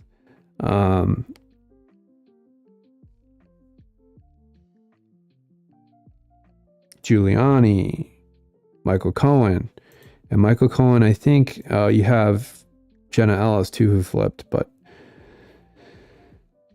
Jenna Ellis really isn't flipped and didn't have the kind of, I think, knowledge of Trump that Michael Cohen had. Like, Michael Cohen was Trump's personal attorney for a long period of time, knows Trump very well. I think Cohen actually really respects Trump, but I think he did this in a way to save his family, and I think he felt like it was the only thing he could do to do that. And it's really sad, actually, that that's the way our system works. But he did flip, and you know what? Nothing in life. He's a Judas, all right? He's a Judas. That's the worst thing you can be. There's only one thing worse than being a Judas, and we all know what that is. I don't even want to, it's disgusting. I don't even want to say it. But I wouldn't trust Michael Cohen at all, ever. You can never trust a Judas. That's like being the biggest snitch the world has ever seen. Our current biggest snitch the world has ever seen is Michael Cohen. And to even characterize him as a snitch is probably insulting to Trump, because it's not like anything he said is actually disclosing any wrongdoing that Trump ever did, because, people make mistakes. And if Cohen is disclosing some of the mistakes that Trump made, like payments to certain, officials, it's just wild, like, you look at this stuff and it is legal. It's totally legal, but they're taking things that are legal and trying to make it into something it's not. And that's the work of Michael Cohen. And that's why he's a Judas. All right. By his own admission, he's just.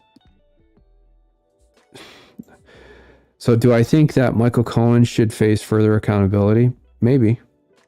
But I don't think it should relate to the fact that he made a mistake with these citations. Give him the benefit of the doubt. I don't even think it's the benefit of the doubt. It's just a mistake. And you shouldn't be held, accountable for making a typo / using Microsoft. Well, I don't even think he was using ChatGPT. I think he was using Bard, Google Bard. And it just generated fake cases. But a lot of people use ChatGPT for legal stuff, and you just can't. You got to be very careful about the actual citations. You got to go and check them. I don't think it has full capacity to really get full. You got to use case text. Case text has an AI tool actually to find case law, but it's kind of expensive.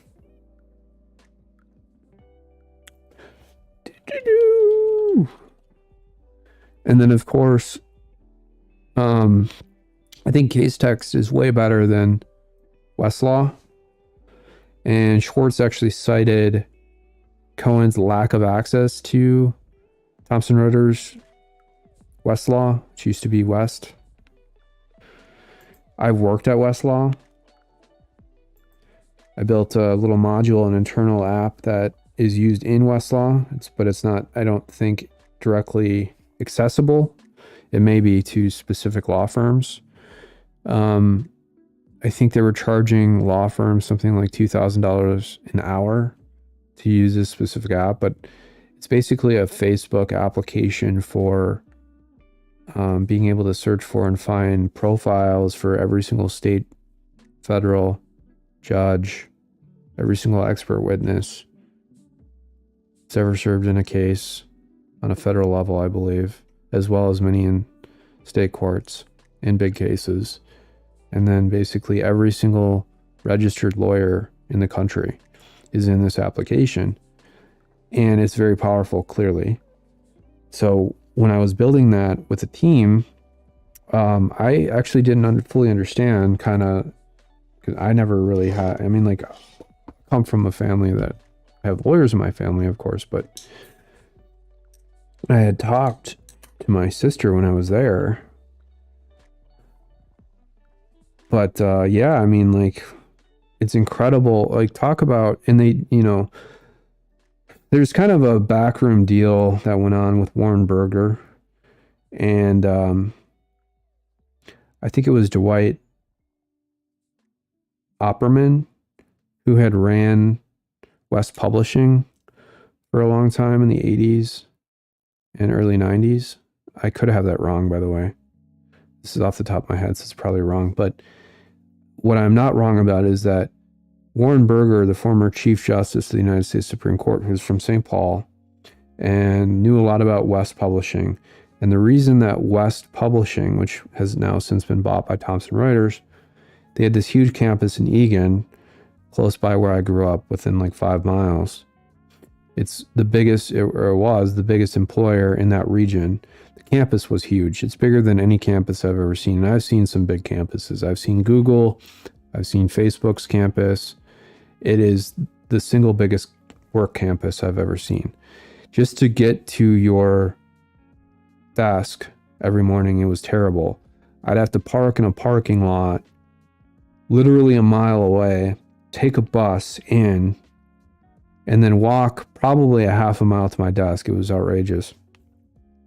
But beyond that, and then we had a team.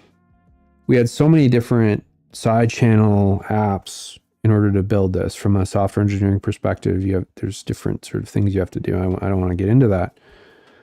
But just the sheer power. So the former Chief Justice of the United States Supreme Court, who had served as a chancellor at William and Mary afterwards, after he retired, Warren Berger from St. Paul, knew West Publishing and made a secret back channel deal to provide certain information channels to West Publishing through the state court administration organization in Williamsburg, Virginia. It's a office of state courts.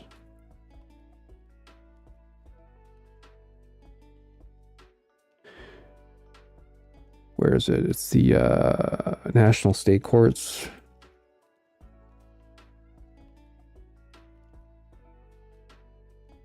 Yeah, National Center for State Courts.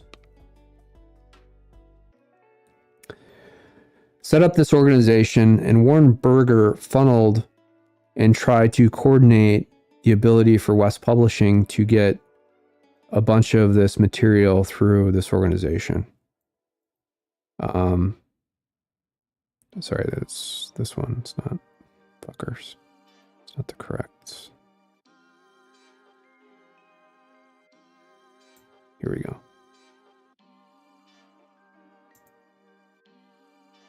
Yeah, see?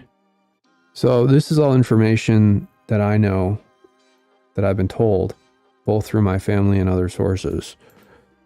And so in March 71, Chief Justice Berger called for the, see, I'm right. I didn't even read this before. Called for the creation of a central resource for the state and local courts at a judicial conference in Williamsburg, Virginia.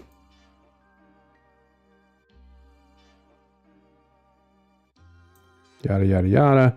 And so that's where this sort of information channel was facilitated through West Publishing. And that's how they originally got all this material, and they started publishing everything. And all these law firms and lawyers started using their books, which they still actually sell. And they built what is now known as Westlaw, which is probably the most used legal research application on the planet, certainly within North America. And when I worked there, we were building this internal app, and it's only become more powerful and more powerful. And it's like a huge, I don't even want to use this term given the context that we're in, but the amount of information that Westlaw has on every single attorney. I mean, they had their fraternal organizations, even the fraternal organizations that they were involved in college. So like, for example, I had looked up a few individuals, and you could see that they were part of, like, if they went to Yale as an undergraduate, you could see that they were part of whatever organizations, or like Skull and Bones or something. You could see if they were part of the Federalist Society, stuff like that. Even with the expert witnesses, you could see all the cases that they had testified in or provided expert witness analysis in. And you could see the citations for that in other cases where they were cited. It's very, very powerful, especially with respect to judges.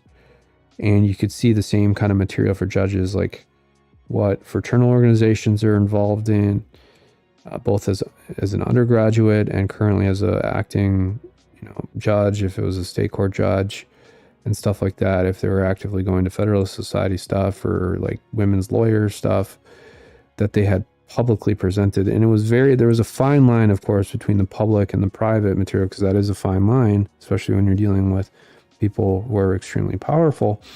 And to me at the time, I was wondering why Westlaw had access to all this material and no one else didn't. And it was because of Warren Berger being from St. Paul and making some secret back channel deal with West Publishing and Dwight Opperman, I believe. Now, that's just kind of a speculative remark, and I'd have to verify that. And I could be wrong, but those are the rumors I remember hearing.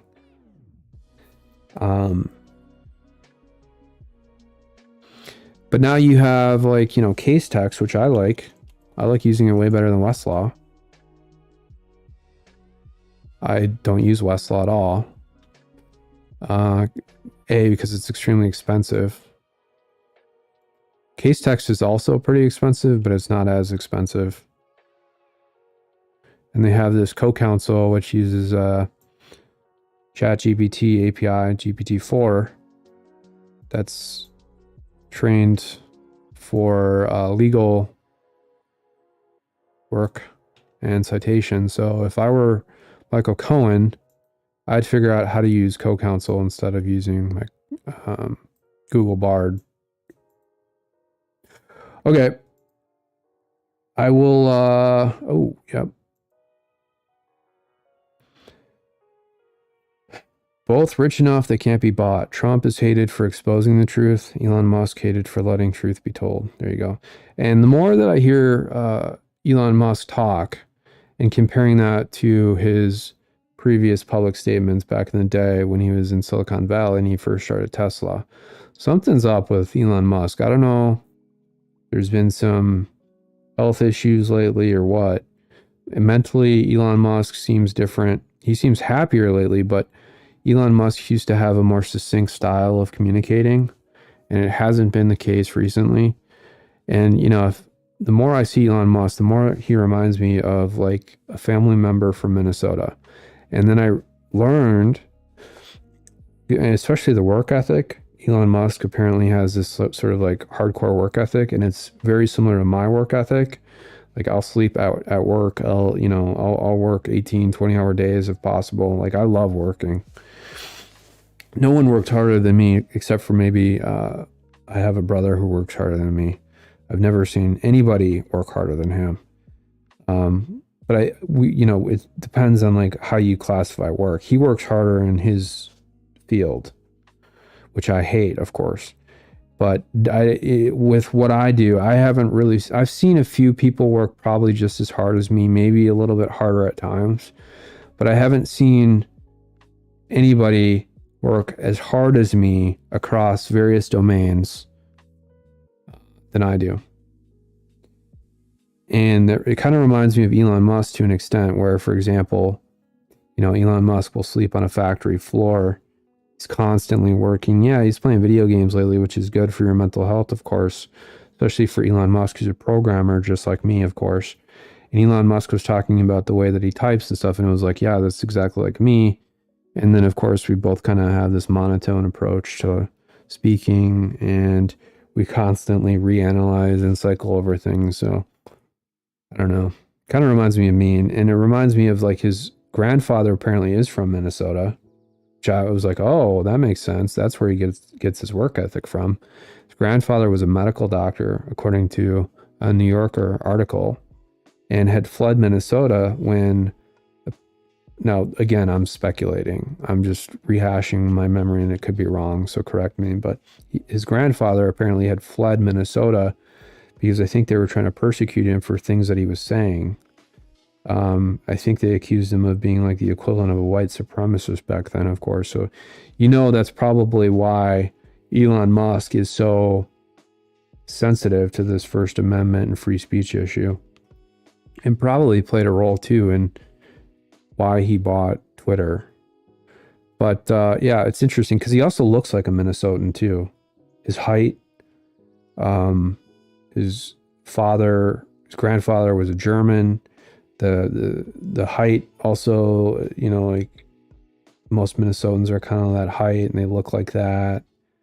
They're kind of aloof a little bit. The hair, yeah, it just all reminds me of Minnesota. But I guess his grandfather then fled to South Africa from Canada, but that's why they had the Canadian citizenship. And it all kind of makes sense if you think about it, because Elon Musk had it in his heart to come back to the US at some point. I think there was some unfulfilled deed that maybe was driven by this connection to his grandfather. All right. Probably see you later tonight. I'm going to check comments just really quickly before I leave here. Oh, we do. We have more. We have more from the famous anonymous source.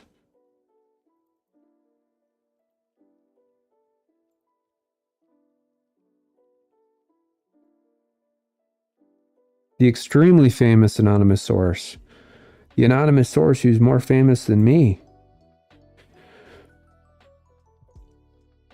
Ooh, this COVID JN1 strain could trigger a global heart failure pandemic, fear experts. According to WeOwn, the Indian news channel. YouTube, JN1 COVID variant, new strain could trigger a global heart failure pandemic, fear experts. COVID scientists issue warning, new variant could cause global heart failure pandemic. Wow, interesting. Something's being pre-programmed, right? I want to watch some of these now.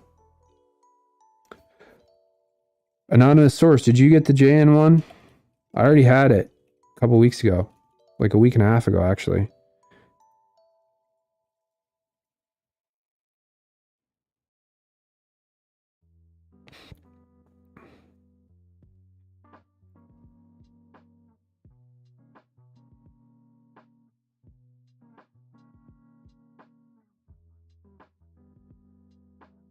Alarming alerts from experts highlight a significant global healthcare risk associated with COVID-19, suggesting the potential onset of a pandemic of heart failure.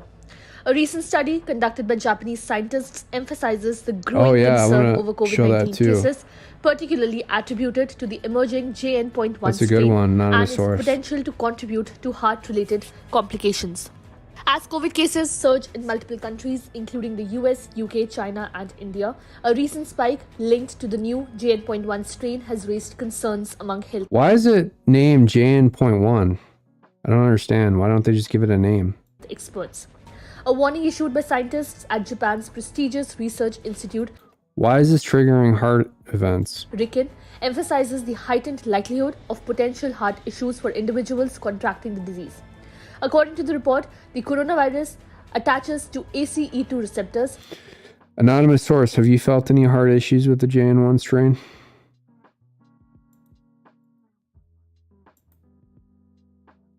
Prevalent in the human heart cells, leading to a potential impact on cardiac function. While the exact reason remains unclear, the report speculates that the dynamics of the COVID pandemic might be a contributing factor. The report cautions that the persistent infection of SARS-CoV-2 could exponentially increase the number of individuals at risk of future heart failure. The report states, even though conclusive clinical evidence that persistent SARS-CoV-2 infection is associated with declined cardiac function has not been reported so far, the proof of concept study of the possibility of SARS-CoV-2 persistent infection of the heart and the potential risk of opportunistic progression of heart failure should be validated by a three-dimensional human cardiac tissue model, which would serve as the alarm bell for a global healthcare risk. Amid a notable surge in COVID cases across various continents, particularly the US, the latest cautionary note arrives as millions gear up for the holiday season travel. The rapidly spreading JN.1 variant now constitutes 44% of all cases nationwide, posing an elevated risk. Health officials emphasize the potential for a substantial uptick in illness cases this winter, fueled not only by the increased prevalence of COVID, but also a growing number of flu cases. This concern is particularly pronounced ahead of crowded social events associated with New Year's celebrations. Subscribe to One India channel and never miss. Interesting. Now my camera goes. Here we go. Let's try and look at the Weon one.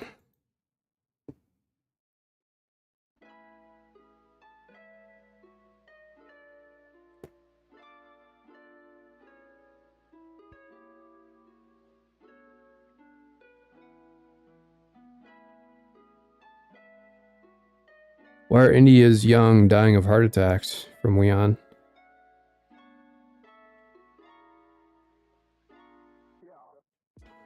Let's look at the actual article then. I'm just going to show it on YouTube.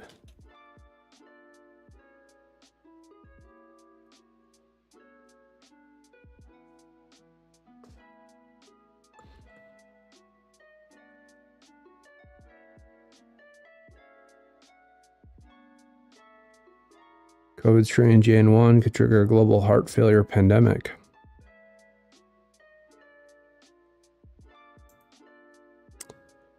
Experts have issued a severe warning about a new and concerning global healthcare risk related to COVID-19, stating that it could start a heart failure pandemic. The rise in COVID-19 cases, especially due to the new strain known as JN1, could lead to potential heart issues, a new study by Japanese scientists has revealed.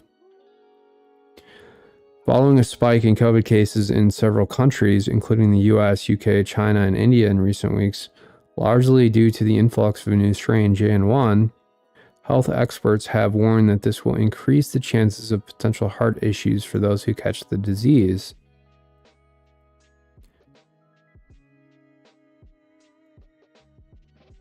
Scientists from Japan's top research institute, RIKEN, issued the warning in a new report. They say that the ACE2 receptors,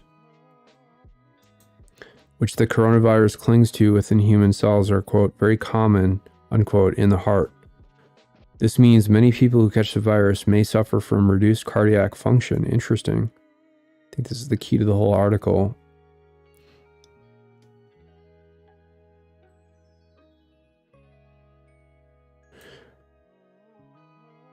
ACE2 receptors coronavirus clings to within human cells are very common in the heart.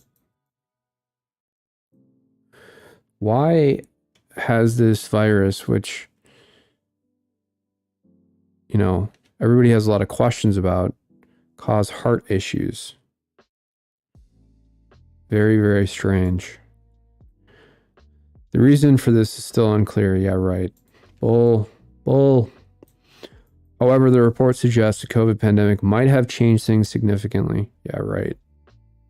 It warns that the number of those at risk of future heart failure due to persistent infection of SARS-CoV-2, COVID-19, is expected to exponentially increase. Wow. It's amazing. And this is coming from Weon. Good for Weon. Good for India. I mean, wow. This is why you love Indians.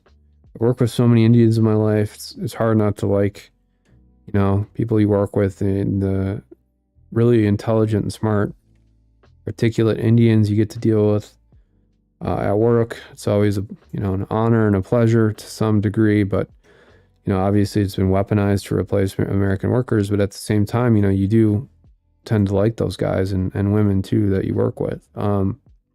And good for Weon here, good for India. The report states, quote, even though conclusive clinical evidence that persistent SARS-CoV-2 infection is associated with declined cardiac function has not been reported so far, the proof of concept study of the possibility of SARS-CoV-2 persistent infection of the heart and the potential risk of opportunistic progression of heart failure should be validated by a three-dimensional human cardiac tissue model, which would serve as the alarm bell for a global healthcare risk, whatever that means.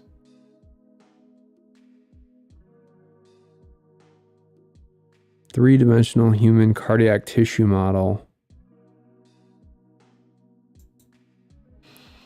The latest warning comes with a sharp increase in COVID cases in several countries, including the US, as millions of people prepare to travel for the holiday season, with the fast-spreading JN1 variant making up 44% of all cases nationwide.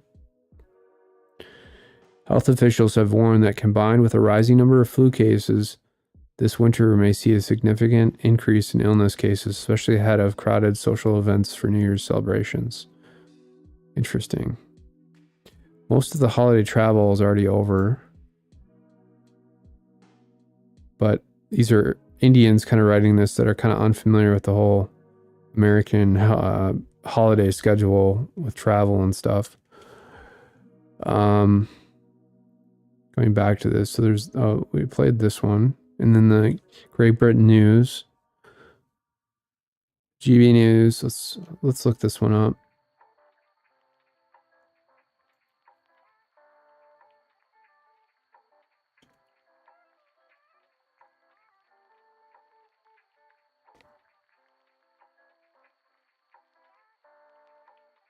Ooh, there's a video. Let's play it. Maybe it won't be this particular story. We'll just see the play. So extraordinary polling has come about from More in Common, the research organisation, which has found that a surprising number. So even these news networks, I've never seen this before, are moving towards live streaming. All right. But of course they have scripts and they have writers. They're not like true live streaming like me or many others. Agent X and I used to stream a lot, and we really wouldn't script anything. We just get stories and talk about them. A little more difficult when you don't have a whole production crew like these fools have. Okay, because if I had a full production crew, I could just focus on boom, boom, boom, hitting every point, interviewing people. COVID scientists issue warning new variant could cause global heart failure pandemic. I do not like this way of describing dates because it's different from the US. I hate when they do this. 12/29/2023, so this was yesterday. Scientists have warned a new strain of COVID could cause potential heart issues. Research into the new strain known as JN1 could cause global healthcare risk related to COVID-19, stating that could start a heart failure pandemic. Burmis, whenever he starts talking about COVID, he moves directly over to Rumble because he's got 70,000 subscribers and he doesn't want to get a strike on his channel on YouTube. I think that's kind of weak and pathetic. I'm on YouTube right now and we're just talking about COVID articles. And even if YouTube were to strike me, I don't care. And I'm not trying to get YouTube to strike me. That's not my intent. But at the same time, I'm just talking about the actual content in the article. And I think people like Burmis or other people who are so scared to lose their 70,000 subscribers or whatever it is, need to stop being so afraid and just do things, be bold. Health experts have warned that there is an increase in the chances of potential heart issues for those who catch the disease. Here. Due to the influx of new strain JN1, there's been a spike in COVID cases in several countries, including US, UK, China, India in recent weeks. Yes, there has been. Japan's top research institute, Riken, has now issued a warning in the new report, which states that the ACE2 receptors, which the coronavirus clings to within human cells, are very common in the heart. This means many people who catch the virus may suffer from, quote, reduced cardiac function. Now, is this long-term, short-term? What does this mean? I don't know. Health officials are warning that combined with a rising number of flu cases, this winter may see a significant increase in illness cases. So similar to the other WEON article. This comes ahead of crowded social events for New Year's celebrations. So this is basically like a repost of the same article. It's interesting, though, that COVID has been somewhat designed to latch on to these ACE2 receptors, which are very common in the heart. You have a lot of questions about that, don't you? Right? I know everyone does. And again, I'm not going to go more in depth because I don't want YouTube to strike me, but boom, there it is. All right, one other thing I wanted to show. Do I have it up? I don't have it up. Let me pull it up. Is it this? Elon Musk retweeted this out, and I have it in a tweet over here as well from Data Hazard. Since August, there are officially more arriving each month, and there are children being born to American mothers. And these are just the official accounters. We don't know how many avoided detection. And Elon Musk said to Bill Malugin, this is insane.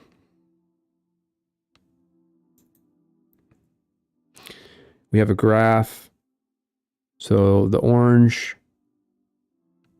line is encounters in this line chart, and the blue line is births. So births to American mothers, right? And then you have kind of this period below where it shows years and months. And then you have this black line that shows the border between the Trump and the Biden administration.